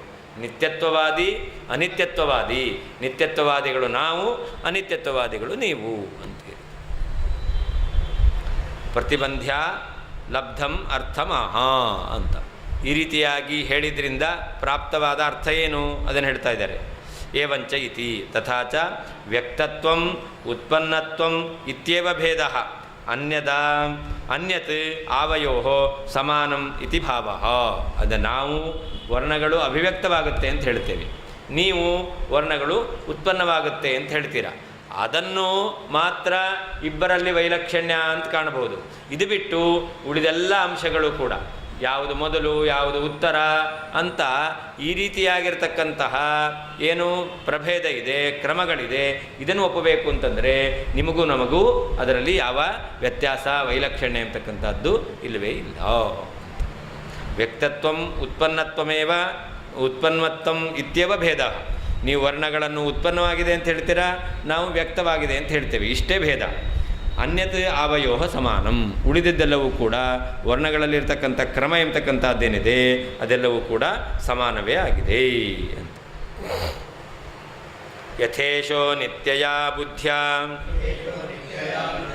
ಸಕೃಸ್ಪಷ್ಟಶ್ರುತೆ ಕ್ರಮಂ ಆಕಲ್ಪಾಂತಂ ತವೇಕ್ಷೇತ ತಥೇಕ್ಷೇತ ಸದಾ ಮಮ. ಇನ್ನೊಂದು ಹೇಳ್ತಾರೆ, ನಮ್ಮಲ್ಲಿ ವೇದ ಎಂಬತಕ್ಕಂಥದ್ದು ಅದು ನಾವು ನಿತ್ಯ ಅಂತ ಹೇಳ್ತೇವೆ. ಹೇಗೆ ಅಂತಂದರೆ ಆ ಕ್ರಮ ಇದೆಯಲ್ಲ, ಆ ತಾರ್ಕಿಕರ ಮತದಲ್ಲಿಯೂ ಕೂಡ ಸೃಷ್ಟಿಯ ಆದಿಭಾಗದಲ್ಲಿ ಏನೋ ಒಂದು ಕ್ರಮ ಇದೆ. ಭಗವಂತ ಸೃಷ್ಟಿಯ ಆದಿಭಾಗದಲ್ಲಿ ವೇದವನ್ನು ಸೃಷ್ಟಿ ಮಾಡಿದ. ಯಾವ ಕ್ರಮದಲ್ಲಿ ಮಾಡಿದ? ಅಗ್ನಿಮೀಳೆ ಪುರೋಹಿತಂ ಅಂತ ಈ ಮಂತ್ರವನ್ನು ಭಗವಂತ ಪ್ರಥಮ ಉಚ್ಚಾರಣೆ ಮಾಡಿದ ಅಂತ ಹೇಳ್ತಾರೆ. ಹಾಗಾದರೆ ಸೃಷ್ಟಿಯ ಆದಿಭಾಗದಲ್ಲಿ ವೇದ ಎಂಬತಕ್ಕಂಥದ್ದು ಭಗವಂತನಿಂದ ಉತ್ಪನ್ನವಾಯಿತು ಅಂತ ಈ ಕ್ರಮ ಇದೆಯಲ್ಲ, ಆ ಭಗವಂತ ಏನು ಸೃಷ್ಟಿಯ ಆದಿಭಾಗದಲ್ಲಿ ಆ ಕ್ರಮ ವರ್ಣಗಳ ಕ್ರಮವನ್ನು ಹೇಳಿದ. ಈ ಕ್ರಮ ಎಂಬತಕ್ಕಂಥದ್ದು ಎಲ್ಲಿ ತನಕ ಇರುತ್ತೆ? ಪ್ರಳಯ ಕಾಲದ ತನಕ ಇರುತ್ತೆ. ಪ್ರಳಯ ಕಾಲದಲ್ಲಿ ನಾಶ ಆಗಬೇಕಾದರೆ ವೇದ ನಾಶ ಆಗುತ್ತೆ. ಆದ್ದರಿಂದಾಗಿ ಅಲ್ಲಿ ತನಕ ಭಗವಂತ ಸೃಷ್ಟಿಯ ಆದಿಭಾಗದಲ್ಲಿ ಏನು ಕ್ರಮ ಹೇಳಿದಾನೋ ಅದೇ ಕ್ರಮ ಇರುತ್ತೆ. ಇಲ್ಲ ಅಂತಂದರೆ ಕ್ರಮ ಬದಲಾಗುತ್ತೆ ಅಂತಾಗಿದ್ದರೆ ಅಗ್ನಿಮೀಳೆ ಪುರೋಹಿತಂ ನಾವು ಹೇಳಲಿಕ್ಕಿಲ್ಲ. ಯಾಕೆ? ಈ ಕ್ರಮ ಎಂಬತಕ್ಕಂಥದ್ದು ಬದಲಾಗುತ್ತೆ. ಈ ಕ್ರಮ ಎಂಬತಕ್ಕಂಥದ್ದು ಬದಲಾಗುತ್ತೆ ಅಂದರೆ ಈಳೆ ಅಗ್ನಿಂ ಪುರೋಹಿತಂ ಅಂತ ಹೇಳಬೇಕಾಗಿತ್ತು, ಅಥವಾ ಪುರೋಹಿತಂ ಅಗ್ನಿಮೀಳೆ ಅಂತ ಬೇಕಾಗಿತ್ತು, ಅಥವಾ ಈಳೆ ಪುರೋಹಿತಂ ಅಗ್ನಿಮ್ ಅಂತ ಹೇಳಬೇಕಾಗಿತ್ತು. ಈ ರೀತಿ ಯಾರಾದರೂ ಹೇಳ್ತಾರಾ? ಇಲ್ಲ. ಎಲ್ಲರೂ ಕೂಡ ಅಗ್ನಿಮೀಳೆ ಪುರೋಹಿತಂ ಎಂಬುದಾಗೆ ಹೇಳ್ತಾರೆ. ಹಾಗಾದರೆ ಏನು ಒಪ್ಪಬೇಕು? ಸೃಷ್ಟಿಯ ಆದಿಭಾಗದಲ್ಲಿ ಪರಮಾತ್ಮ ಯಾವ ಕ್ರಮದಲ್ಲಿ ವರ್ಣಗಳನ್ನು ಅವನು ಉತ್ಪತ್ತಿ ಮಾಡಿದ್ದಾನೋ ಅವರ ಮತ ಪ್ರಕಾರ, ತಾರ್ಕಿಕ ಮತ ಪ್ರಕಾರ ಭಗವಂತ ಸೃಷ್ಟಿಯ ಆದಿಭಾಗದಲ್ಲಿ ಯಾವ ಕ್ರಮದಲ್ಲಿ ವರ್ಣಗಳನ್ನು ಉತ್ಪತ್ತಿ ಮಾಡಿದ್ದಾನೋ ಆ ಕ್ರಮ ಎಂಬತಕ್ಕಂಥದ್ದು ಆಕಲ್ಪಾಂತಂ, ಅಲ್ಲಿಯ ತನಕ ಭಗವಂತ ಹಾಗೇ ನೋಡ್ತಾನೆ ಅಂತ ಹೇಳಬೇಕು. ಅದೇ ರೀತಿಯಲ್ಲಿ ಭಗವಂತ ಕ್ರಮವನ್ನು ಕಾಣ್ತಾ ಇದ್ದಾನೆ, ಅದರಲ್ಲಿ ವ್ಯತ್ಯಾಸ ಇಲ್ಲ ಅಂತ ನೀ ಹೇಳಬೇಕು. ನಾವು ಹೇಳ್ತೇವೆ ಭಗವಂತ ಮೊದಲು ಕೂಡ ಅದೇ ರೀತಿಯಲ್ಲಿ ಕಂಡಿದ್ದಾನೆ. ಈ ವರ್ಣಗಳಲ್ಲಿರ್ತಕ್ಕಂಥ ಕ್ರಮ ನೀನು ಸೃಷ್ಟಿ ಪ್ರಾರಂಭದಿಂದ ಪ್ರಳಯ ಕಾಲ ತನಕ ಅಂತ ಅಷ್ಟೇ ಹೇಳ್ತೀಯ. ನಾವೇನು ಹೇಳ್ತೇವೆ? ತಥಾಯಿಕ್ಷೇತ ಸದಾ ಮಮ. ಭಗವಂತ ಯಾವಾಗಲೂ ಕೂಡ ಈ ಕ್ರಮವನ್ನೇ ಕಾಣ್ತಾ ಇದ್ದಾನೆ. ಸೃಷ್ಟಿಗಿಂತ ಮೊದಲು ಕೂಡ ಭಗವಂತ ಅದೇ ಕ್ರಮವನ್ನು ಕಾಣ್ತಾ ಇದ್ದಾನೆ. ಪ್ರಳಯ ಆದಮೇಲೂ ಕೂಡ ಅದೇ ಕ್ರಮವನ್ನು ಕಾಣ್ತಾ ಇದ್ದಾನೆ. ಮುಂದಿನ ಸೃಷ್ಟಿಕಾಲದಲ್ಲಿಯೂ ಕೂಡ ಹಿಂದಿದ್ದಂತಹ ಕ್ರಮವನ್ನೇ ಕಾಣ್ತಾ ಇದ್ದಾನೆ. ಹೀಗೆ ಆ ಭಗವಂತ ಎಲ್ಲ ಕಾಲದಲ್ಲಿಯೂ ಅದೇ ಕ್ರಮವನ್ನು ಕಾಣ್ತಾ ಇರೋದರಿಂದಾಗಿ ವರ್ಣಗಳ ಕ್ರಮವೂ ಕೂಡ ನಿತ್ಯ ಎಂಬುದಾಗಿ ನಾವು ಹೇಳ್ತೇವೆ. ನೀವು ಸೃಷ್ಟಿ ಪ್ರಾರಂಭದಿಂದ ಕೊನೆಯ ತನಕ ಕ್ರಮವನ್ನು ಒಪ್ಪಲೇಬೇಕು. ಇಲ್ಲ ಅಂತಾದರೆ ವೇದಗಳು ಒಂದೇ ರೀತಿಯಲ್ಲಿ ಇದೆ ಅಂತ ಹೇಳಲಿಕ್ಕಾಗೋದಿಲ್ಲ. ಹಾಗಾದರೆ ಭಗವಂತ ಸೃಷ್ಟಿಯ ಪ್ರಾರಂಭದಲ್ಲಿ ವೇದಗಳನ್ನು ಉಚ್ಚಾರಣೆ ಮಾಡಿ ಅವನು ಸೃಷ್ಟಿ ಮಾಡಿದರೂ ಕೂಡ ಆ ಕ್ರಮ ಎಂಬತಕ್ಕಂಥದ್ದು ಎಲ್ಲಿ ತನಕ ನೋಡ್ತಾನೆ ಭಗವಂತ? ಅದೇ ಕ್ರಮವನ್ನೇ ಕಲ್ಪ ಮುಗಿಯೋ ತನಕ, ಪ್ರಳಯ ಆಗೋ ತನಕ ಭಗವಂತ ನೋಡ್ತಾನೆ ಅಂತ ನೀನು ಹೇಳಬೇಕು. ನಾವು ಹೇಳ್ತೇವೆ ಯಾವಾಗಲೂ ನೋಡ್ತಾನೆ ಅಂತ. ಅದರಿಂದ ಕ್ರಮ ಎಂಬತಕ್ಕಂಥದ್ದು ನಿತ್ಯ ಅಂತ ಸಿದ್ಧವಾಗುತ್ತೆ. ತವಮತೆ ನೈಯಾಯಿಕರ ಇದ್ದೇ ಇರುತ್ತೆ. ಅದೇ ಅವ್ರ ಪ್ರಕಾರನೂ ಇದೆ.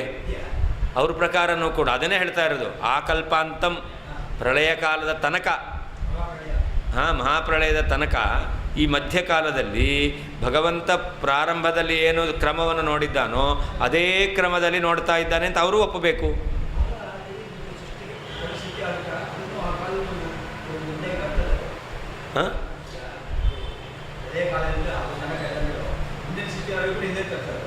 ಇಲ್ಲ, ಪ್ರಳಯ ಕಾಲದ ನಂತರ ಇಲ್ಲ.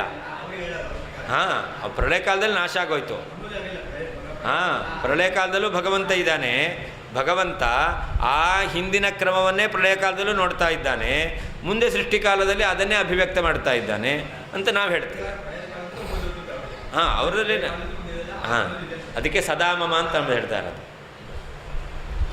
ತವ ಮತೆ, ನೈಯಾಯಿಕರಾದಂತಹ ನಿಮ್ಮ ಮತದಲ್ಲಿ ಯಥಾ ಯಾವ ರೀತಿಯಾಗಿ ಈಶಃ ಈಶ್ವರನು ನಿತ್ಯಯ ಬುದ್ಧಿಯ ನಿತ್ಯವಾದಂತಹ ಬುದ್ಧಿಯಿಂದ ಸಕೃತ್ಸೃಷ್ಟಶ್ರುತೇ ಒಂದು ಬಾರಿ ಸೃಷ್ಟಿ ಮಾಡಿರತಕ್ಕಂತಹ ಶ್ರುತಿಯ ಕ್ರಮವನ್ನು ಆಕಲ್ಪಾಂತಂ ಪ್ರಳಯ ಕಾಲದವರೆಗೂ ಈ ಕ್ಷೇತ ನೋಡುತ್ತಾನೋ ತಥಾ ಹಾಗೆಯೇ ಮಮ ಮತೆ ನನ್ನ ಮತದಲ್ಲಿಯೂ ಸದಾ ಯಾವಾಗಲೂ ಕೂಡ ಶ್ರುತೇ ಕ್ರಮಂ ವೇದಗಳ ವರ್ಣಗಳ ಕ್ರಮವನ್ನು ಅನಾದಿ ಕಾಲದಿಂದ ಅಭಿವ್ಯಕ್ತವಾಗಿರ್ತಕ್ಕಂಥ ಕ್ರಮವನ್ನು ಈ ಕ್ಷೇತ ನೋಡ್ತಾ ಇದ್ದಾನೆ.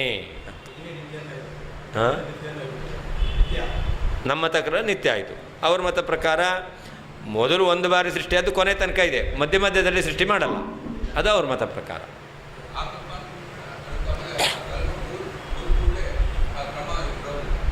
ಯಾರ ಮತ ಪ್ರಕಾರ? ಹಾಂ, ನಾಶ ಆಗೋಗುತ್ತಲ್ಲ. ಪುನಃ ಭಗವಂತ ಮುಂದಿನ ಕಲ್ಪದಲ್ಲಿ ಭಗವಂತ ಕ್ರಮವನ್ನು ಸೃಷ್ಟಿ ಮಾಡ್ತಾನೆ. ಹೌದು, ಅದೇ ಕ್ರಮ ಅಂತಿಲ್ಲ. ಹಾಂ, ಬೇರೆ ಕ್ರಮ ಆಗುತ್ತೆ. ಸೃಷ್ಟಿಯ ಆದಿಭಾಗದಲ್ಲಿ ಭಗವಂತ ಏನು ಕ್ರಮವನ್ನು ಹೇಳಿದನೋ ಅದು ಒಂದೊಂದು ಕಲ್ಪದಲ್ಲಿ ಬೇರೆ ಬೇರೆ ಆಗುತ್ತೆ.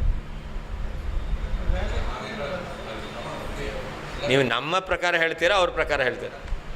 ಮತ್ತು ನಮ್ಮ ಪ್ರಕಾರ ಅವ್ರ ಪ್ರಕಾರ ಎರಡು ಕನ್ಫ್ಯೂಸ್ ಮಾಡ್ಕೊಳ್ಬೋದು. ಅವ್ರ ಪ್ರಕಾರ ಹೇಳಿದ್ದು ಪ್ರತಿ ಕಲ್ಪದಲ್ಲಿ ಸೃಷ್ಟಿಯಾಗುತ್ತೆ ಅಂತ. ನಮ್ಮ ಪ್ರಕಾರ ಆಗಬೇಕಾದ್ರೆ ಭಗವಂತನ ಬುದ್ಧಿಯಲ್ಲಿ ಏನಿದೆಯೋ, ನಿಮಗೆ ಪುರುಷ ಸೂಕ್ತ ಬರುತ್ತಾ ಇಲ್ಲೋ, ಎಲ್ಲಿ ಕೇಳಿದ್ರೆ ಏನು ಹೇಳ್ತೀರಾ ನೀವು? ಯಾವುದು ಮೊದಲು ಕಲ್ತಿದ್ದೀರೋ ಅದನ್ನೇ ಹೇಳ್ತೀರಾ. ಮತ್ತು ಒಂದೊಂದು ಸರ್ತಿ ಹೇಳ್ತೀರಾ? ಇಲ್ಲ. ನಿಮ್ಮ ತಲೆಯಲ್ಲಿರ್ತಕ್ಕಂಥ ಪುರುಷ ಸೂಕ್ತ ಎಲ್ಲೇ ಕೇಳಲಿ ಏನು ಹೇಳ್ತೀರಾ? ಹಾಗೆ ಭಗವಂತ ತನ್ನ ತಲೆಯಲ್ಲಿರ್ತಕ್ಕಂಥ ವೇದವನ್ನು ಯಾವುದೇ ಕಲ್ಪದಲ್ಲಿದ್ದರೂ ಕೂಡ ಹಾಗೆ ಹೇಳ್ತಾನೆ ಅಷ್ಟೇ ಹೊರತು ಯಜ್ಞೇನ ಯಜ್ಞಮಯಜಂತ ದೇವ ಅಂತ ಪುರುಷ ಸೂಕ್ತ ಪ್ರಾರಂಭ ಆಯಿತು ಅಂತ ಹೇಳ್ತೀರಾ ನೀವು? ಇಲ್ಲ. ಎಲ್ಲೇ ಪುರುಷ ಸೂಕ್ತ ಪ್ರಾರಂಭ ಆಯಿತು ಸಹಸ್ರಶೀರ್ಷ ಪುರುಷ ಅಂತಲೇ ಹೇಳ್ತೀರಾ ಹೊರತು ಅದರಲ್ಲಿ ವ್ಯತ್ಯಾಸ ಎಂಬತಕ್ಕಂಥದ್ದಿಲ್ಲ. ಯಾಕೆ? ನಮ್ಮ ತಲೆಯಲ್ಲಿ ಪುರುಷ ಸೂಕ್ತ ಅಂದರೆ ಇದೇ ಕ್ರಮ ಅಂತ ನಾವೊಂದು ಕ್ರಮವನ್ನು ಬುದ್ಧಿಯಲ್ಲಿ ತಿಳಿದುಕೊಂಡಿದ್ದೇವೆ. ಹಾಗೆ ಭಗವಂತನೂ ಕೂಡ ವೇದದಲ್ಲಿ ಈ ಕ್ರಮ ಇದೆ ಎಂಬುದಾಗಿ ತಿಳಿದಿದ್ದಾನೆ. ಅದೇ ಕ್ರಮದಲ್ಲಿ ಭಗವಂತ ಹೇಳ್ತಾನೆ. ಆದ್ದರಿಂದ ಅವರಿಗೂ ನಮಗೂ ಇಷ್ಟು ವ್ಯತ್ಯಾಸ. ಅವರಾದರೆ ಕಲ್ಪಕಲ್ಪದಲ್ಲಿ ಭಗವಂತ ಬೇರೆ ಬೇರೆ ಸೃಷ್ಟಿ ಮಾಡ್ತಾನೆ.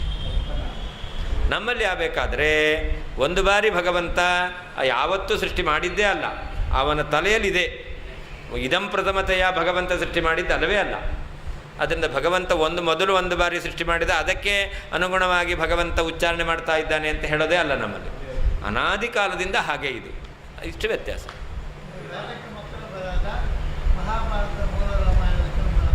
ಇದೆಲ್ಲ ವೇದಕ್ಕೆ ಮಾತ್ರ. ರಾಮಾಯಣ, ಮಹಾಭಾರತ, ಪಂಚರಾತ್ರಾದಿಗಳಿಗೆಲ್ಲ ಅದಕ್ಕೆ ಕ್ರಮ ಬದಲಾಗುತ್ತೆ. ಅದೆಲ್ಲ ಪೌರುಷೇ. ಇಷ್ಟೇ ವ್ಯತ್ಯಾಸ. ಎಲ್ಲವೂ ಭಗವಂತನ ತಲೆಯಲ್ಲಿದೆ. ಭಗವಂತ ಸೃಷ್ಟಿಕಾಲದಲ್ಲಿ ಬಂದಾಗ ವೇದವನ್ನು ಮಾತ್ರ ಆ ಕ್ರಮ ಬಿಟ್ಟು ಬೇರೆ ಕ್ರಮದಲ್ಲಿ ಹೇಳಲ್ಲ. ಆದರೆ ಈ ಪುರಾಣಗಳು ಮತ್ತು ಇತಿಹಾಸ, ಪಂಚರಾತ್ರಾದಿಗಳನ್ನು ಅಲ್ಲಿರುವ ಕ್ರಮ ಬಿಟ್ಟು ಹೇಳ್ತಾರೆ. ಯಾಕೆ ಅಂತಂದರೆ ವೇದದ ಆ ನಿತ್ಯತ್ವ ಎಂಬತಕ್ಕಂಥದ್ದು ಇರಬೇಕು. ಭಗವಂತನಿಗೆ ಅದೇ ನೆನಪಿರಲಿಲ್ಲ ಅಂತಲ್ಲ. ಭಗವಂತ ನಮಗೆ ಇವತ್ತು ಹೇಳಿದ ರೀತಿಯಲ್ಲೇ ಮುಂದೆ ನಾಳೆ ಅದೇ ಶಬ್ದಗಳನ್ನು ಅದೇ ಕ್ರಮದಲ್ಲಿ ಹೇಳಿದ್ರೆ ಹೇಳಿಕ್ಕೆ ಬರಲ್ಲ ನಮಗೆ. ಇವತ್ತು ಇದೇ ಪಾಠ ಹೇಳಿದ್ದನ್ನು ನಾಳೆ ಇದೇ ಪಾಠ ಹೇಳಿದ್ರೆ ಈ ಕ್ರಮ ಇವತ್ತು ರೆಕಾರ್ಡ್ ಕೇಳ್ರಿ, ನಾಳೆ ರೆಕಾರ್ಡ್ ಕೇಳ್ರಿ, ಅವಾಗೇನಾಗುತ್ತೆ? ಪದಗಳೆಲ್ಲ ಬೇರೆ ಬೇರೆ ಆಗಿರುತ್ತೆ. ಆದರೆ ಭಗವಂತನಿಗೆ ಹಾಗಲ್ಲ. ಅವನ ಬುದ್ಧಿಯಲ್ಲಿ ಅಂತಹ ಒಂದು ವಿಶಿಷ್ಟವಾಗಿರ್ತಕ್ಕಂಥ ಶಕ್ತಿ ಇದೆ. ಅದರಿಂದ ಇವತ್ತೇನು ಉಚ್ಚಾರಣೆ ಮಾಡಿದ್ದಾನೋ ಅದೇ ಕ್ರಮದಲ್ಲಿ ನಾಳೆ ಉಚ್ಚಾರಣೆ ಮಾಡ್ಬೋದು. ಆದರೆ ಭಗವಂತ ಪುರಾಣಗಳನ್ನು ಹಾಗೆ ಮಾಡಲ್ಲ. ಪಂಚರಾತ್ರವನ್ನು, ಮಹಾಭಾರತವನ್ನು ಹಾಗೆ ಮಾಡಲ್ಲ. ಯಾಕೆ ಅಂತಂದರೆ ಪುರಾಣಗಳಿಗಿಂತ ವೇದಗಳಿಗೆ ಒಂದು ಮಹತ್ವವನ್ನು ಕೊಡಬೇಕು. ಅದನ್ನು ಮುಂದೆ ವಾದರಾಜರೇ ಅದನ್ನು ನಿರೂಪಣೆ ಮಾಡ್ತಾರೆ. ಹಾಂ,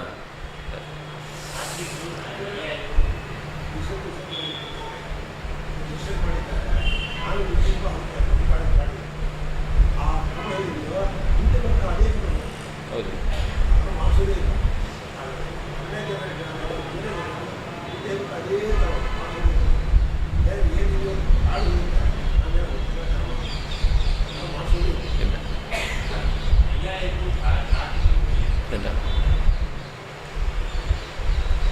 ತವ ಮತೆ ನೈಯಾಯಿಕರಾದಂತಹ ನಿಮ್ಮ ಮತದಲ್ಲಿ ಯಥಾ ಯಾವ ರೀತಿಯಾಗಿ ಈಶಃ ಈಶ್ವರನು ನಿತ್ಯಯ ಬುದ್ಧ್ಯ ನಿತ್ಯವಾದಂತಹ ಬುದ್ಧಿಯಿಂದ ಸಕೃತ್ ಸೃಷ್ಟಶ್ರುತೇ ಒಂದು ಬಾರಿ ಸೃಷ್ಟಿ ಮಾಡಿರ್ತಕ್ಕಂತಹ ಶ್ರುತಿಯ ಕ್ರಮವನ್ನು ಆಕಲ್ಪಾಂತಂ ಪ್ರಳಯ ಕಾಲದವರೆಗೂ ಈ ಕ್ಷೇತ ನೋಡುತ್ತಾನೋ ತಥಾ ಹಾಗೆಯೇ ಮಮ ಮತೆ ನಮ್ಮ ಮತದಲ್ಲಿಯೂ ಕೂಡ ಸದಾ ಅನಾದಿ ಕಾಲದಿಂದಲೂ ಅಭಿವ್ಯಕ್ತವಾಗಿರ್ತಕ್ಕಂತಹ ತನ್ನ ಬುದ್ಧಿಯನ್ನು ಆಶ್ರಯಿಸಿರ್ತಕ್ಕಂತಹ ಕ್ರಮವನ್ನು ಈ ಕ್ಷೇತ ನೋಡುತ್ತಾನೆ.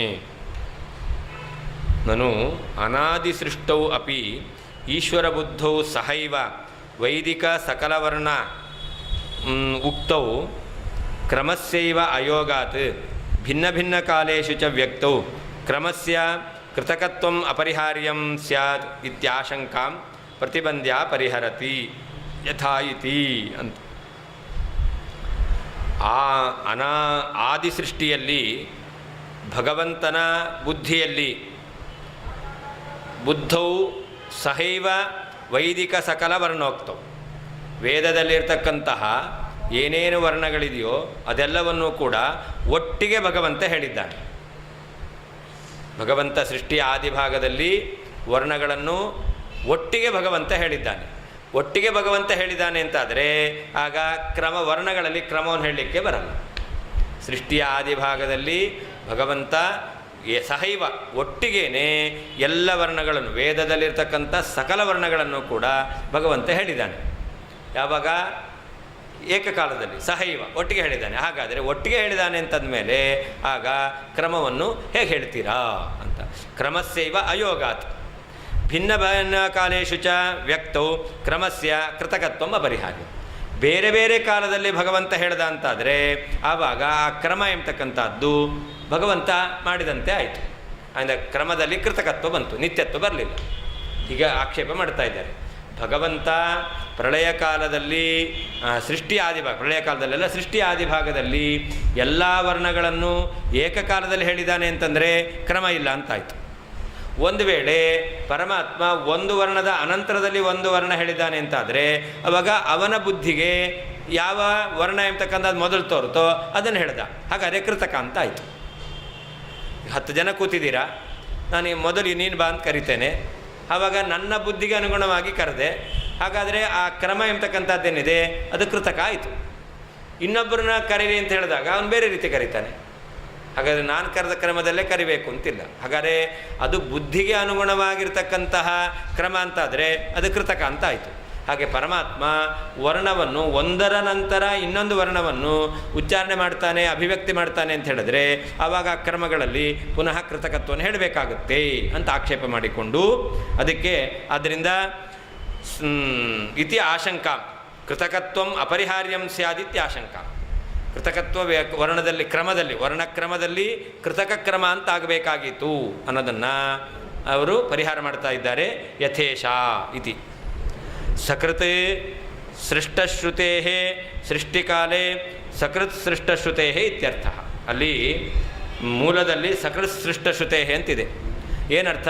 ಸೃಷ್ಟಿಕಾಲದಲ್ಲಿ ಒಂದು ಬಾರಿ ಭಗವಂತ ವೇದವನ್ನು ಸೃಷ್ಟಿ ಮಾಡಿರ್ತಾನೆ. ಹಾಗಾದರೆ ಸೃಷ್ಟಿಕಾಲದಲ್ಲಿ ಒಂದು ಬಾರಿ ಸೃಷ್ಟಿಯಾಗಿರ್ತಕ್ಕಂತಹ ವೇದಗಳ ಕ್ರಮ ಅಂತರ್ಥ.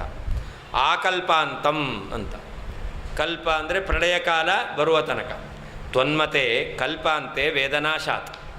ತಾರ್ಕಿಕರ ಮತದಲ್ಲಿ ಪ್ರಳಯ ಕಾಲದಲ್ಲಿ ವೇದ ಎಲ್ಲ ನಾಶವಾಗಿ ಹೋಗುತ್ತೆ. ಕಲ್ಪಾವಸಾನ ಪರ್ಯಂತಂ, ಆ ಪ್ರಳಯ ಕಾಲ ಬರುವ ತನಕ ತಮೇವ ಮಧ್ಯೆ ಮಧ್ಯೆ ಅನುತ್ಪನ್ನಮೇವ ಯಥಾ ಈಕ್ಷೇತ. ಸೃಷ್ಟಿಯ ಆದಿಭಾಗದಲ್ಲಿ ವೇದಗಳಲ್ಲಿ ಯಾವ ಕ್ರಮ ಇದೆಯೋ ಅದೇ ಕ್ರಮವನ್ನು, ಅಂದರೆ ಮಧ್ಯ ಮಧ್ಯದಲ್ಲಿ ಪುನಃ ಭಗವಂತ ಕ್ರಮವನ್ನು ಸೃಷ್ಟಿ ಮಾಡೋದಿಲ್ಲ. ಅಂದರೆ ಸೃಷ್ಟಿಯ ಆದಿಭಾಗದಲ್ಲಿ ಯಾವ ಕ್ರಮ ಇತ್ತೋ ಅದೇ ಕ್ರಮವನ್ನೇ ಯಥಾ ಈಕ್ಷೇತ, ಪ್ರಳಯ ಕಾಲದ ತನಕ ಭಗವಂತ ಹೇಗೆ ನೋಡ್ತಾನೋ ತಥಾ ಮನ್ಮತೇಪಿ, ಹಾಗೆ ನಮ್ಮ ಸಿದ್ಧಾಂತದಲ್ಲಿ ಸದಾ, ಅದಕ್ಕರ್ಥ ಸರ್ವಕಾಲೇ, ಎಲ್ಲ ಕಾಲದಲ್ಲಿ, ಅಂದರೆ ಅನಾದಿ ಕಾಲಮಾರಭ್ಯ, ಅನಾದಿ ಕಾಲದಿಂದ ಪ್ರಾರಂಭ ಮಾಡಿ ಸ್ವಬುದ್ಧ್ಯಭಿವ್ಯಕ್ತಂ ಕ್ರಮಮೇವ ಈಕ್ಷೇತ, ತನ್ನ ಬುದ್ಧಿಯಲ್ಲಿ ಅಭಿವ್ಯಕ್ತವಾಗಿರ್ತಕ್ಕಂಥ ಕ್ರಮ ಏನಿದೆ ಅದನ್ನೇ ಭಗವಂತ ನೋಡ್ತಾ ಇದ್ದಾನೆ. ಹಿಂದೆಯೂ ಹಾಗೆ ನೋಡಿದ್ದ, ಈಗೂ ಹಾಗೆ ನೋಡ್ತಾನೆ, ಮುಂದೆಯೂ ಅದೇ ರೀತಿಯಲ್ಲಿ ನೋಡ್ತಾ ಇದ್ದಾನೆ. ನಚ ತ್ವನ್ಮತೆ ಆದಿಕಾಲ ಸೃಷ್ಟಂ ಕ್ರಮಂ ವಿಹಾಯ ಮಧ್ಯೆ ಮಧ್ಯೆ ಕ್ರಮಸೃಷ್ಟಿ ಇತಿ ವಾಚ್ಯಂ. ನಿನ್ನ ಮತದಲ್ಲಿ ಸೃಷ್ಟಿಯ ಆದಿಭಾಗದಲ್ಲಿ ಯಾವ ಕ್ರಮ ಎಂತಕ್ಕಂಥದ್ದು ಭಗವಂತನಿಂದ ವರ್ಣಗಳ ಸೃಷ್ಟಿಯಾಯಿತು, ಯಾವ ಕ್ರಮದಲ್ಲಿ ವರ್ಣಗಳ ಸೃಷ್ಟಿಯಾಯಿತು, ಮಧ್ಯೆ ಮಧ್ಯದಲ್ಲಿ ಪುನಃ ಬೇರೆ ಬೇರೆ ಕ್ರಮದಲ್ಲಿ ಆ ವರ್ಣಗಳ ಸೃಷ್ಟಿಯಾಗಿದೆ ಅಂತ ಹೇಳ್ತೀರಾ? ಹೇಳಲಿಕ್ಕೆ ಬರೋದಿಲ್ಲ. ಯಾಕೆ? ತಥಾ ಕಲ್ಪನೆ ಮಾನಾಭಾವಾತ್ ಗೌರವಾಚ್ಚ. ಆ ರೀತಿ ಹೇಳೋದು ಅಂತ ಆದರೆ ಪ್ರಮಾಣ ಇಲ್ಲ. ಅನೇಕ ಬಾರಿ ಭಗವಂತ ವೇದಗಳನ್ನು ಸೃಷ್ಟಿ ಮಾಡ್ತಾನೆ ಅನ್ನೋದಕ್ಕೆ ನಿಮ್ಮಲ್ಲೂ ಪ್ರಮಾಣ ಇಲ್ಲ. ಒಂದು ಬಾರಿ ಸೃಷ್ಟಿ ಆದ ಭಾಗದಲ್ಲಿ ಅಂತ ಹೇಳಬೇಕು. ಅಷ್ಟೇ ಅಲ್ಲ, ಗೌರವಾಚ್ಚ. ಯಾವ್ಯಾವಾಗ ವೇದಗಳನ್ನು ಉಚ್ಚಾರಣೆ ಮಾಡ್ತಾರೋ ಆಗಾಗ ಪರಮಾತ್ಮ ವೇದಗಳನ್ನೆಲ್ಲ ಸೃಷ್ಟಿ ಮಾಡ್ತಾನೆ ಅಂತಂದರೆ ಹೀಗೆ ಅನಂತ ವೇದಗಳನ್ನು ಸೃಷ್ಟಿ ಮಾಡ್ತಾನೆ ಅಂತ ಒಪ್ಪಬೇಕಾಗತ್ತೆ. ಹೀಗೆ ಗೌರವವೂ ಬರುತ್ತೆ. ಅದರಿಂದ ನೀವು ಕೂಡ ಒಂದು ಬಾರಿ ಸೃಷ್ಟಿ ಮಾಡಿದ ಕೊನೆ ತನಕ ಇರುತ್ತೆ ಅಂತ ಹೇಳಬೇಕು.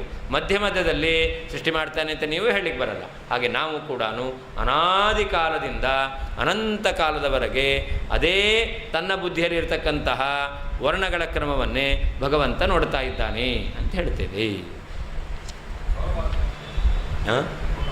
ಗೌರವಾತ್ ಅಂತಂದರೆ ಅನೇಕ ವೇದಗಳನ್ನು ಕಲ್ಪನೆ ಮಾಡಬೇಕಾಗುತ್ತೆ.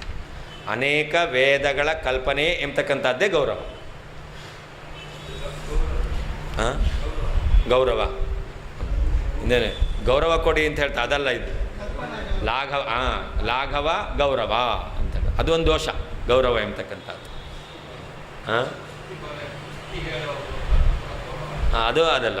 ಒಂದಾದರೆ ತುಂಬ ಹೇಳಬೇಕಾಗುತ್ತೆ ಅಂತ. ದ್ರಾವಿಡ ಪ್ರಾಣಾಯಾಮ ಅಂತ, ಆ ದ್ರಾವಿಡ ಪ್ರಾಣಾಯಾಮ ಅಂತಲೂ ಅರ್ಥ ಅಲ್ಲ ಇದು. ಆ ರೀತಿಯೂ ಅರ್ಥ ಅಲ್ಲ ಅದು. ಅನೇಕ ವಿಷಯಗಳನ್ನು ಏನು ಪ್ರಮಾಣ ಇಲ್ಲದೆ ಇರತಕ್ಕಂಥದ್ದನ್ನು ಒಪ್ಪಿಕೊಂಡ್ರೆ ಅವಾಗ ಅದು ಕಲ್ಪನಾ ಗೌರವ ಅಂತ ಹೇಳ್ತಾರೆ. ಪ್ರಮಾಣ ದೃಷ್ಟ ಘಟನಾ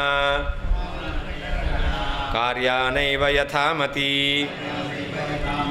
ನ ಶಕ್ಯತೆ ಚೇತ್ ಸರ್ವೇಶ ಅಚಿಂತ್ಯ ಶಕ್ತಿಯೇವ ಸೇಸ್ಯತಿ. ಯಾವುದು ಜಗತ್ತಿನಲ್ಲಿರ್ತಕ್ಕಂಥದ್ದು ಪ್ರಮಾಣದಿಂದ ಸಿದ್ಧವಾಗಿದೆಯೋ ಅದನ್ನು ಮಾತ್ರ ನಾವು ಯಥಾಮತಿ ಅದು ಯುಕ್ತಿಯಿಂದ ಉಪಪಾದನೆ ಮಾಡಬೇಕು. ಯುಕ್ತಿಯಿಂದ ಉಪಪಾದನೆ ಮಾಡಬೇಕು. ಯಾವುದನ್ನು ಉಪಪಾದನೆ ಮಾಡಬೇಕು? ಯಾವುದು ಪ್ರಮಾಣದಿಂದ ಸಿದ್ಧವಾಗಿದೆಯೋ ಅದನ್ನು ಮಾತ್ರ ಯುಕ್ತಿಯಿಂದ ಉಪಪಾದನೆ ಮಾಡಬೇಕು. ಯಾವುದು ನಮಗೆ ಯುಕ್ತಿಯಿಂದ ಉಪಪಾದನೆ ಮಾಡಲಿಕ್ಕೆ ಆಗೋದಿಲ್ವೋ ಅಂಥದ್ದನ್ನು ಅಚಿಂತ್ಯಾದ್ಭುತ ಶಕ್ತಿಯಿಂದ ಅಂತ ಹೇಳಬೇಕು. ಈ ಕ್ರಮ ಇದೆಯಲ್ಲ ಎಲ್ಲವೂ ಭಗವಂತನ ಅಚಿಂತ್ಯಾದ್ಭುತ ಶಕ್ತಿಯಿಂದಲೇ ಆಗುತ್ತೆ ಅಂತ ಹೇಳೋಣ. ಅವು ಸುಲಭ ತಾನೇ. ಎಲ್ಲ ವರ್ಣಗಳ ಕ್ರಮವನ್ನು ಹೇಗೆ ಕೊಡಿಸ್ತಾನೆ ಅಂತಂದರೆ ನಿತ್ಯವಾದ ಸರ್ವತ್ರ ವ್ಯಾಪ್ತವಾದ ವರ್ಣಗಳಲ್ಲಿ ಕ್ರಮವನ್ನು ಭಗವಂತ ಅಚಿಂತ್ಯಾದ್ಭುತ ಶಕ್ತಿಯಿಂದ ಕೂಡಿಸ್ತಾನೆ ಅಂತ ಹೇಳಿಕ್ಕೆ ಬರುತ್ತಲ್ಲ. ಅದಕ್ಕೆ ಹೇಳ್ತಾರೆ ಯಾವುದು ಪ್ರಮಾಣ ಸಿದ್ಧವಾಗಿದೆಯೋ ಅದನ್ನು ಯುಕ್ತಿಯಿಂದ ಕೂಡಿಸ್ಲಿಕ್ಕೆ ಬರುತ್ತೆ ಅಂತಾದರೆ ಆವಾಗ ಅದೇ ರೀತಿಯಲ್ಲಿ ಉಪಪಾದನೆ ಮಾಡಬೇಕು. ಅಲ್ಲಿ ಅಚಿಂತ್ಯ ಶಕ್ತಿ ಅಂತ ಹೇಳಬಾರ್ದು. ಯಾವುದು ಪ್ರಮಾಣ ಸಿದ್ಧವಾಗಿದೆ ಯುಕ್ತಿಯಿಂದ ಕೂಡಿಸ್ಲಿಕ್ಕೆ ಬರೋದಿಲ್ವೋ ಅಂಥ ಸಂದರ್ಭದಲ್ಲಿ ಮಾತ್ರ ಅಚಿಂತ್ಯಾದ್ಭುತ ಶಕ್ತಿಯಿಂದ ಅಂತ ಹೇಳಬೇಕು.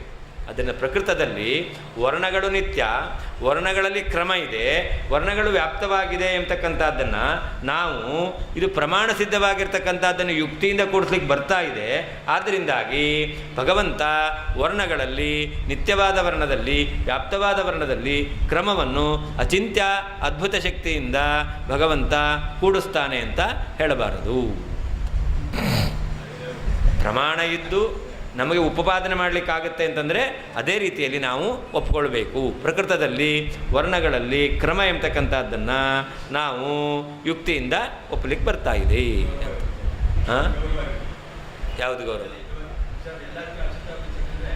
ಅದೇನು ಗೌರವ ಅಲ್ಲ, ಅದು ಭಗವಂತನ ಮಹತ್ವನ ಹೇಳದಂತೆ ಆಯಿತು. ಅವಾಗೇನಾಗುತ್ತೆ ಅಂತಂದರೆ ನೀವು ಎಲ್ಲವನ್ನೂ ಅಚಿಂತ್ಯ ಅದ್ಭುತ ಶಕ್ತಿ ಅಂತ ಹೇಳಿಬಿಡ್ತೀರಾ ಅಂತ ಈ ರೀತಿಯಲ್ಲಿ ಅವರು ಅಪಹಾಸ್ಯ ಮಾಡಲಿಕ್ಕೆ ಅವಕಾಶ ಇದೆ. ಅದಕ್ಕೋಸ್ಕರ ಅದನ್ನು ನಾವು ಹೇಳಲ್ಲ. ಯಾವುದು ಪ್ರಮಾಣ ಪ್ರಮಿತವೋ ಯುಕ್ತಿಯಿಂದ ಉಪಪಾದನೆ ಮಾಡಲಿಕ್ಕಾಗುತ್ತೆ ಅಂತಂದರೆ ಅದೇ ರೀತಿಯಲ್ಲಿ ಹೇಳಬೇಕು. ನನ್ವೇವಂ ಕುತಃ ಕಲ್ಪ್ಯ ಇತ್ಯತಃ ಪ್ರಮಾಣ ಇತಿ. ಯಾಕೆ ಈ ರೀತಿಯಲ್ಲಿ ನೀವು ಅನಾದಿ ಕಾಲದಿಂದ ಭಗವಂತನ ಬುದ್ಧಿಯಲ್ಲಿರ್ತಕ್ಕಂತಹ ಕ್ರಮ, ಅದನ್ನು ಯಾವಾಗಲೂ ಭಗವಂತ ನೋಡ್ತಾನೆ ಇದ್ದಾನೆ. ಅಂದರೆ ವರ್ಣಗಳಲ್ಲಿ ಈ ರೀತಿಯಲ್ಲಿ ಕ್ರಮ ಇದೆ ಎಂಬುದಾಗಿ ನೀವು ಕೂಡಿಸ್ತಾ ಇದ್ದೀರಾ, ಅಚಿಂತ್ಯಾದ್ಭುತ ಶಕ್ತಿಯಿಂದ ಕೂಡಿಸ್ಬೋದಲ್ಲ ಅಂತೇಳಿದ್ರೆ ಅದಕ್ಕೆ ಕಾರಣವನ್ನು ಹೇಳ್ತಾ ಇದ್ದಾರೆ.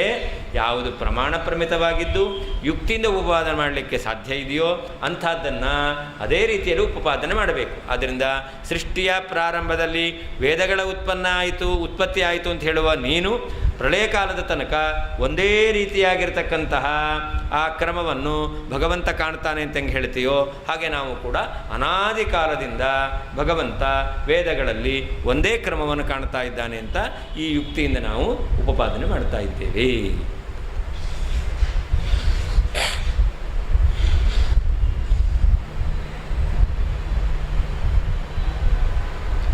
ನೇದಂ ಪೂರ್ವಾ ಯದಾ ಬುದ್ಧಿ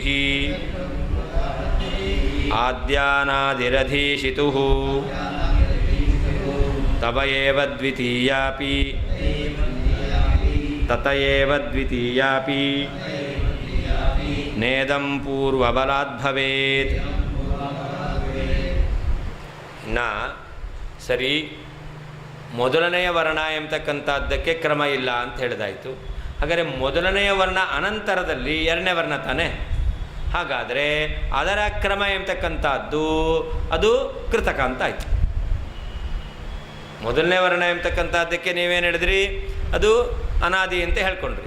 ಹಾಗಾದರೆ ಮೊದಲನೇ ವರ್ಣ ಅನಂತರದಲ್ಲಿ ಎರಡನೇ ವರ್ಣ ಇದೆಯಲ್ಲ, ಆ ಎರಡನೇ ವರ್ಣ ಎಂಬತಕ್ಕಂಥದ್ದೇನಿದೆ ಅದರಲ್ಲಿ ಆ ಉತ್ತರತ್ವವನ್ನು ಹೇಳ್ತಾ ಇದ್ದೇವಲ್ಲ, ಅದು ಕೃತಕ ಅಂತ ಆಗಬೇಕು. ಹಾಗಾದರೆ ವರ್ಣದಲ್ಲಿ ಕ್ರಮ ಎಂಬತಕ್ಕಂಥದ್ದು ಮೊದಲನೇ ವರ್ಣದಲ್ಲಿ ಏನು ಕ್ರಮ ಇದೆ ಅದು ಸರಿ, ಮೊದಲನೇ ಅಂತ.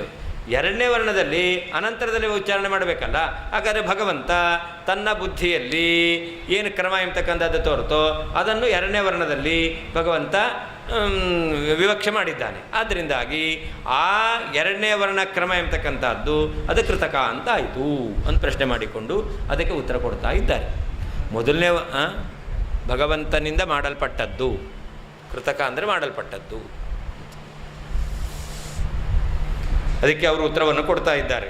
ಏನಂತ, ಭಗವಂತನ ಮೊದಲನೆಯ ವೇದಗಳಲ್ಲಿರ್ತಕ್ಕಂತಹ ಮೊದಲನೆಯ ವರ್ಣ ಎಂಬತಕ್ಕಂಥದ್ದು ಅದು ಅನಾದಿ ಅಂತ ಹೇಳಿದ್ರಿಂದ ಎರಡನೇ ವರ್ಣ ಎಂಬತಕ್ಕಂಥದ್ದು ಕೂಡ ಅನಾದಿ ಎಂಬುದಾಗಿಯೇ ಸಿದ್ಧವಾಗುತ್ತೆ ಅಂತ ಉತ್ತರವನ್ನು ಕೊಡ್ತಾ ಇದ್ದಾರೆ. ಯಾಕೆ ಅಂತಂದರೆ ಮೊದಲನೇ ವರ್ಣಕ್ಕೆ ಇದಂ ಪ್ರಥಮತ್ವ ಇಲ್ಲ. ಮೊದಲನೇ ವರ್ಣ ಹೀಗೆ ಮೊದಲನೇ ಉಚ್ಚಾರಣೆ ಮಾಡಿದ್ದು ಅಂತಿದೆಯಾ? ಇಲ್ಲ.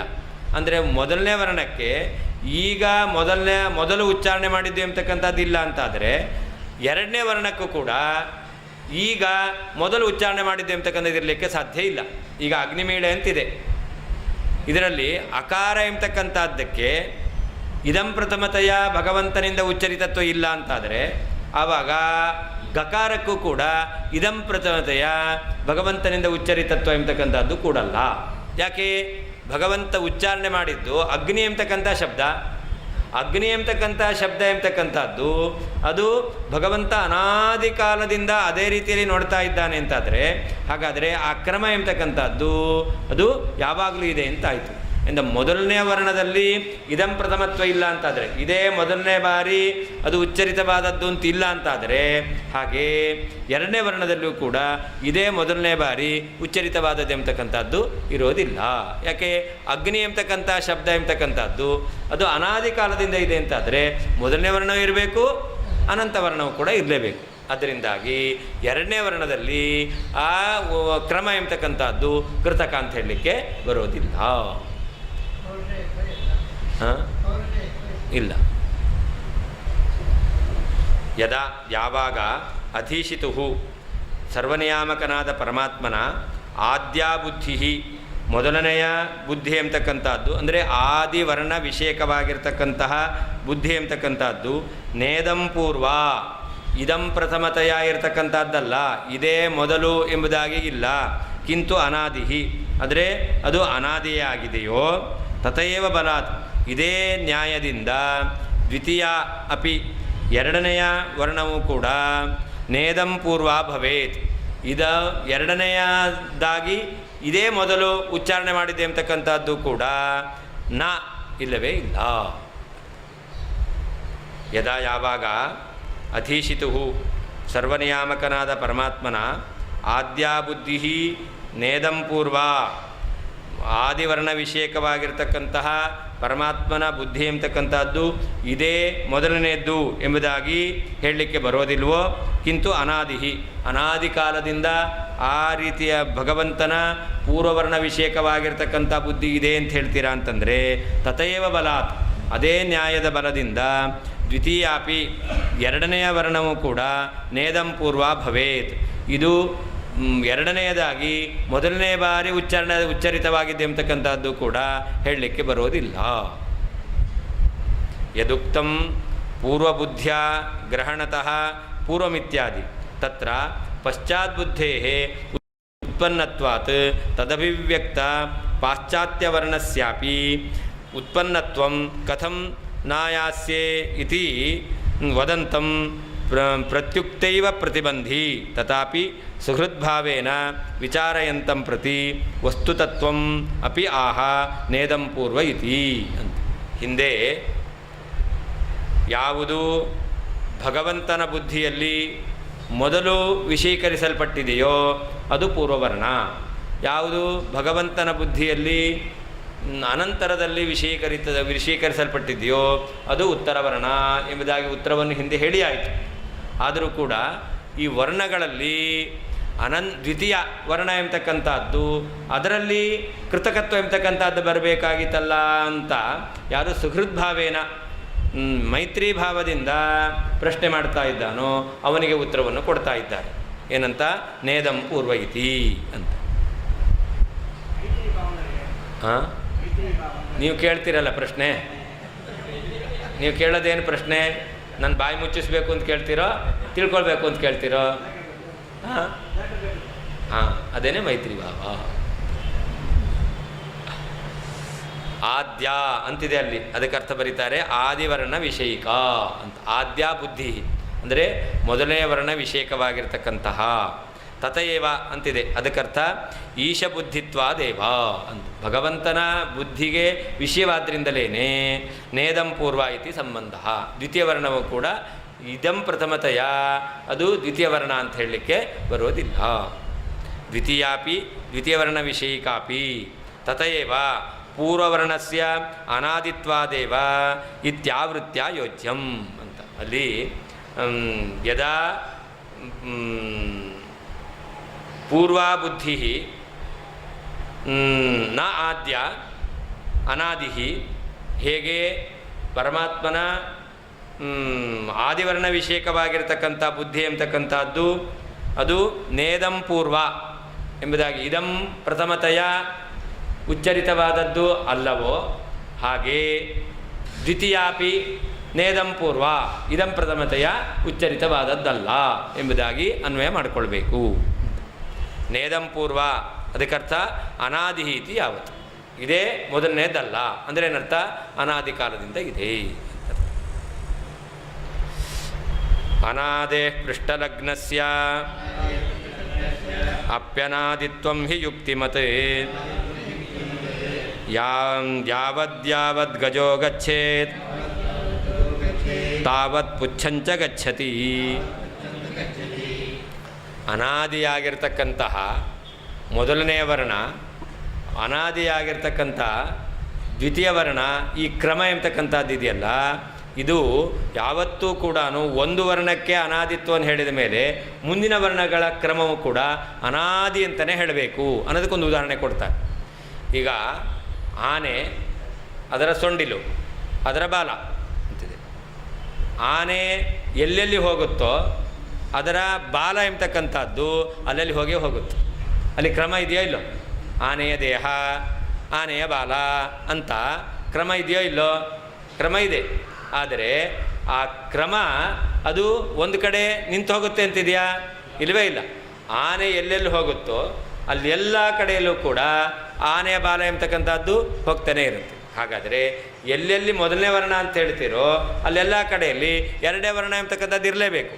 ಮೊದಲನೇ ವರ್ಣ ಎಂಬತಕ್ಕಂಥದ್ದು ಅದು ಅನಾದಿ ಅಂತ ಹೇಳ್ತೀರಾ ಅಂತಂದರೆ ಎರಡನೇ ವರ್ಣ ಎಂಬತಕ್ಕಂಥ ಕೂಡ ಏನಾಗಬೇಕು, ಅನಾದಿ ಅಂತಲೇ ಆಗಬೇಕು ಅಂತ ಹೀಗೆ ಆನೆಯ ಉದಾಹರಣೆಯನ್ನು ಕೊಟ್ಟು ಆನೆ ಎಲ್ಲೆಲ್ಲಿ ಹೋಗುತ್ತೋ ಅದರ ಬಾಲ ಎಂಬತಕ್ಕಂಥದ್ದು ಕೂಡ ಹೋಗುತ್ತೆ. ಆದ್ದರಿಂದಾಗಿ ಆನೆ ಬಾಲ ಕ್ರಮ ಇದೆ, ದೇಹ ಬೆನ್ನು ಅನಂತರ ಬಾಲ ಕ್ರಮ ಇದೆ. ಆದರೆ ಆ ಕ್ರಮ ಎಂಬತಕ್ಕಂಥದ್ದು ಇದೆಯಲ್ಲ ಅದು ಯಾವಾಗಲೂ ಹಾಗೇ ಇರುತ್ತಷ್ಟೇ ಹೊರತು ಅದು ವ್ಯತ್ಯಾಸ ಎಂಬತಕ್ಕಂಥದ್ದಾಗಲಿಕ್ಕೆ ಸಾಧ್ಯವೇ ಇಲ್ಲ.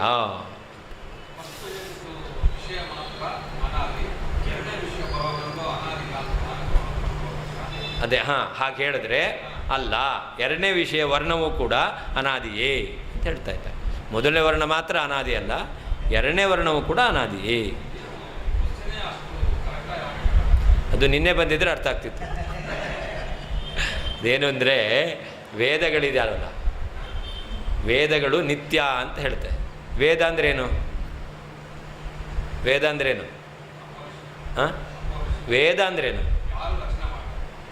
ಅಂದರೆ ವೇದ ಅಂದ್ರೇನು? ವೇದ ಶಬ್ದ ಅಂದ್ರೇನು? ವರ್ಣ ಅಂದರೆ ವರ್ಣ ಅಲ್ಲ, ವರ್ಣ ಕ್ರಮ ಸಹಿತವಾದ ವರ್ಣಗಳಿದೆಯಲ್ಲ ಇದನ್ನು ವೇದ ಅಂತ ಕರೀತಾರೆ. ಕ್ರಮಸಹಿತವಾದ ವರ್ಣಗಳನ್ನು ವೇದ ಅಂತ ಕರೀತಾರೆ. ಈಗ ಪ್ರಶ್ನೆ ಬಂದಿರೋದು ಈ ವರ್ಣಗಳಲ್ಲಿ ಕ್ರಮ ಹೇಗೆ ಅಂತ.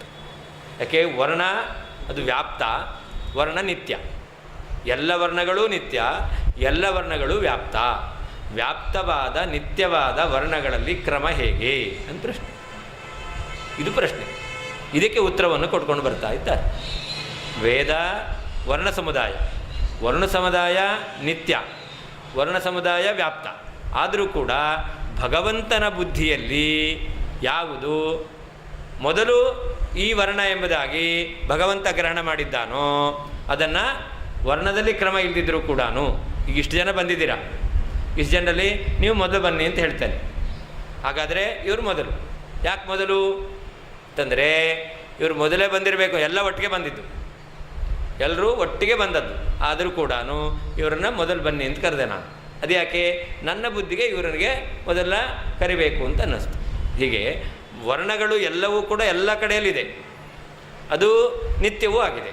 ಅಂದರೆ ವ್ಯಾಪ್ತವೂ ಹೌದು, ನಿತ್ಯವೂ ಹೌದು. ಆದರೆ ಭಗವಂತ ಯಾವ ವರ್ಣವನ್ನು ತನ್ನ ಬುದ್ಧಿಯಲ್ಲಿ ಇದು ಮೊದಲನೇ ವರ್ಣ ಅಂತ ವಿಷಯೀಕರಿಸಿದ್ದಾನೋ ಅದನ್ನು ಮೊದಲನೇ ವರ್ಣ ಅಂತ ಹೇಳ್ತಾರೆ.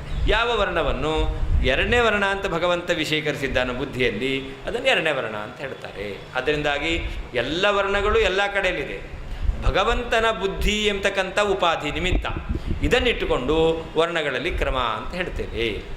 ಈ ಕ್ರಮ ಆದರೂ ಕೂಡ ಭಗವಂತ ಸ್ವ ಇಚ್ಛೆಯಿಂದ ಮಾಡಿದ್ದ ಅಲ್ಲ. ಈ ಕ್ರಮ ಎಂಬತಕ್ಕಂಥದ್ದು ಅನಾದಿಯಾಗಿದೆ.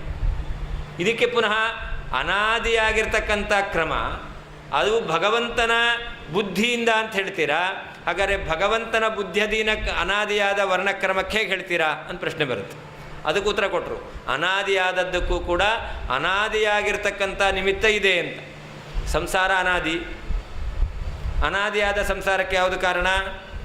ಅಜ್ಞಾನ ಕಾರಣ. ಅಜ್ಞಾನವೂ ಅನಾದಿ. ಹಾಗಾದರೆ ಅನಾದಿಯಾದ ಸಂಸಾರಕ್ಕೆ ಅನಾದಿಯಾಗಿರ್ತಕ್ಕಂತಹ ಅಜ್ಞಾನ ಕಾರಣ. ಹಾಗೆ ಅನಾದಿಯಾದ ವರ್ಣಕ್ರಮಕ್ಕೆ ಅನಾದಿಯಾಗಿರ್ತಕ್ಕಂಥ ಭಗವಂತನ ಬುದ್ಧಿ ಎಂಬತಕ್ಕಂಥದ್ದು ಕಾರಣ ಅಂತ.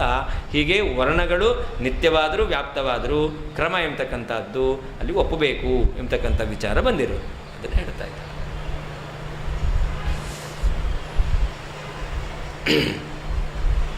ಅನಾದಿಯಾದದ್ದು ಯಾವುದಿದೆಯೋ ಅದನ್ನು ಹಿಂಬಾಲಿಸಿಕೊಂಡು ಯಾವುದು ಹೋಗ್ತಾ ಇದೆಯೋ ಅದು ಅನಾದಿಯೇ ಆಗಿರುತ್ತೆ. ಅದರಿಂದ ಮೊದಲನೇ ವರ್ಣ ಎಂಬತಕ್ಕಂಥದ್ದು ಅನಾದಿಯಾಗಿದೆ ಅಂತಂದರೆ ಎರಡನೇ ವರ್ಣವೂ ಕೂಡ ಅನಾದಿಯೇ ಆಗುತ್ತೆ. ಯಾಕೆ, ಹೇಗೆ ಅಂತ ಅದಕ್ಕೆ ಉದಾಹರಣೆಯನ್ನು ಕೊಡ್ತಾ ಇದ್ದಾರೆ. ಆನೆ ಹೋಗ್ತಾ ಇದೆ ಅಂತಂದರೆ ಆನೆ ಬಾಲವು ಕೂಡ ಹೋಗ್ತಾನೇ ಇರುತ್ತೆ.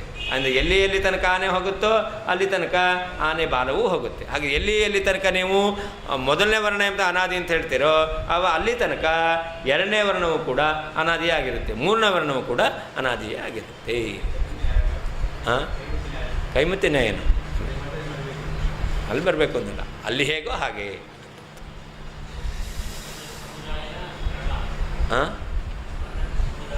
ಸಮುದಾಯವೂ ಇದೆ, ಕ್ರಮವೂ ಇದೆ. ಅನಾದೇಹೆ ಅನಾದಿಯಾದ ವಸ್ತುವಿನ ಪೃಷ್ಠಲಗ್ನಸ್ಯಾಪಿ ಹಿಂಬಾಲಿಸಿ ಹೋಗುವಂತಹ ವಸ್ತುವಿಗೂ ಕೂಡ ಅನಾದಿತ್ವವು ಯುಕ್ತಿಮತೆ ಯುಕ್ತಿಯಿಂದ ಸಿದ್ಧವಾಗಿರುತ್ತದೆ. ಗಜಃ ಆನೆಯು ಯಾವದ್ಯಾವತ್ ಎಷ್ಟೆಷ್ಟು ಗಚ್ಚೇತ್ ಹೋಗುತ್ತದೋ, ಪುಚ್ಛಂಚ ಬಾಲವು ಕೂಡ ತಾವತ್ ಅಷ್ಟಷ್ಟೇ ಗಚ್ಚತಿ ಹೋಗುತ್ತದೆ. ಅನಾದೇಹೇ ಅನಾದಿಯಾದ ವಸ್ತುವಿನ ಪೃಷ್ಠಲಗ್ನಸ್ಯಾಪಿ ಹಿಂಬಾಲಿಸಿಕೊಂಡು ಹೋಗತಕ್ಕಂಥ ವಸ್ತುವಿಗೂ ಕೂಡ ಅನಾದಿತ್ವವು ಯುಕ್ತಿಮತೆ ಯುಕ್ತಿಯಿಂದ ಕೂಡುತ್ತದೆ. ಗಜಃ ಆನೆಯು ಯಾವದ್ಯಾವತ್ ಎಷ್ಟೆಷ್ಟು ಗಚ್ಚೇತ್ ಹೋಗುತ್ತಾ ಇದೆಯೋ, ಪುಚ್ಛಂಚ ಬಾಲವು ಕೂಡ ತಾವತ್ ಅಷ್ಟಷ್ಟೇ ಗಚ್ಚೇತ್ ಹೋಗುತ್ತದೆ. 10 ನಿಮಿಷ ಬಿಟ್ಟು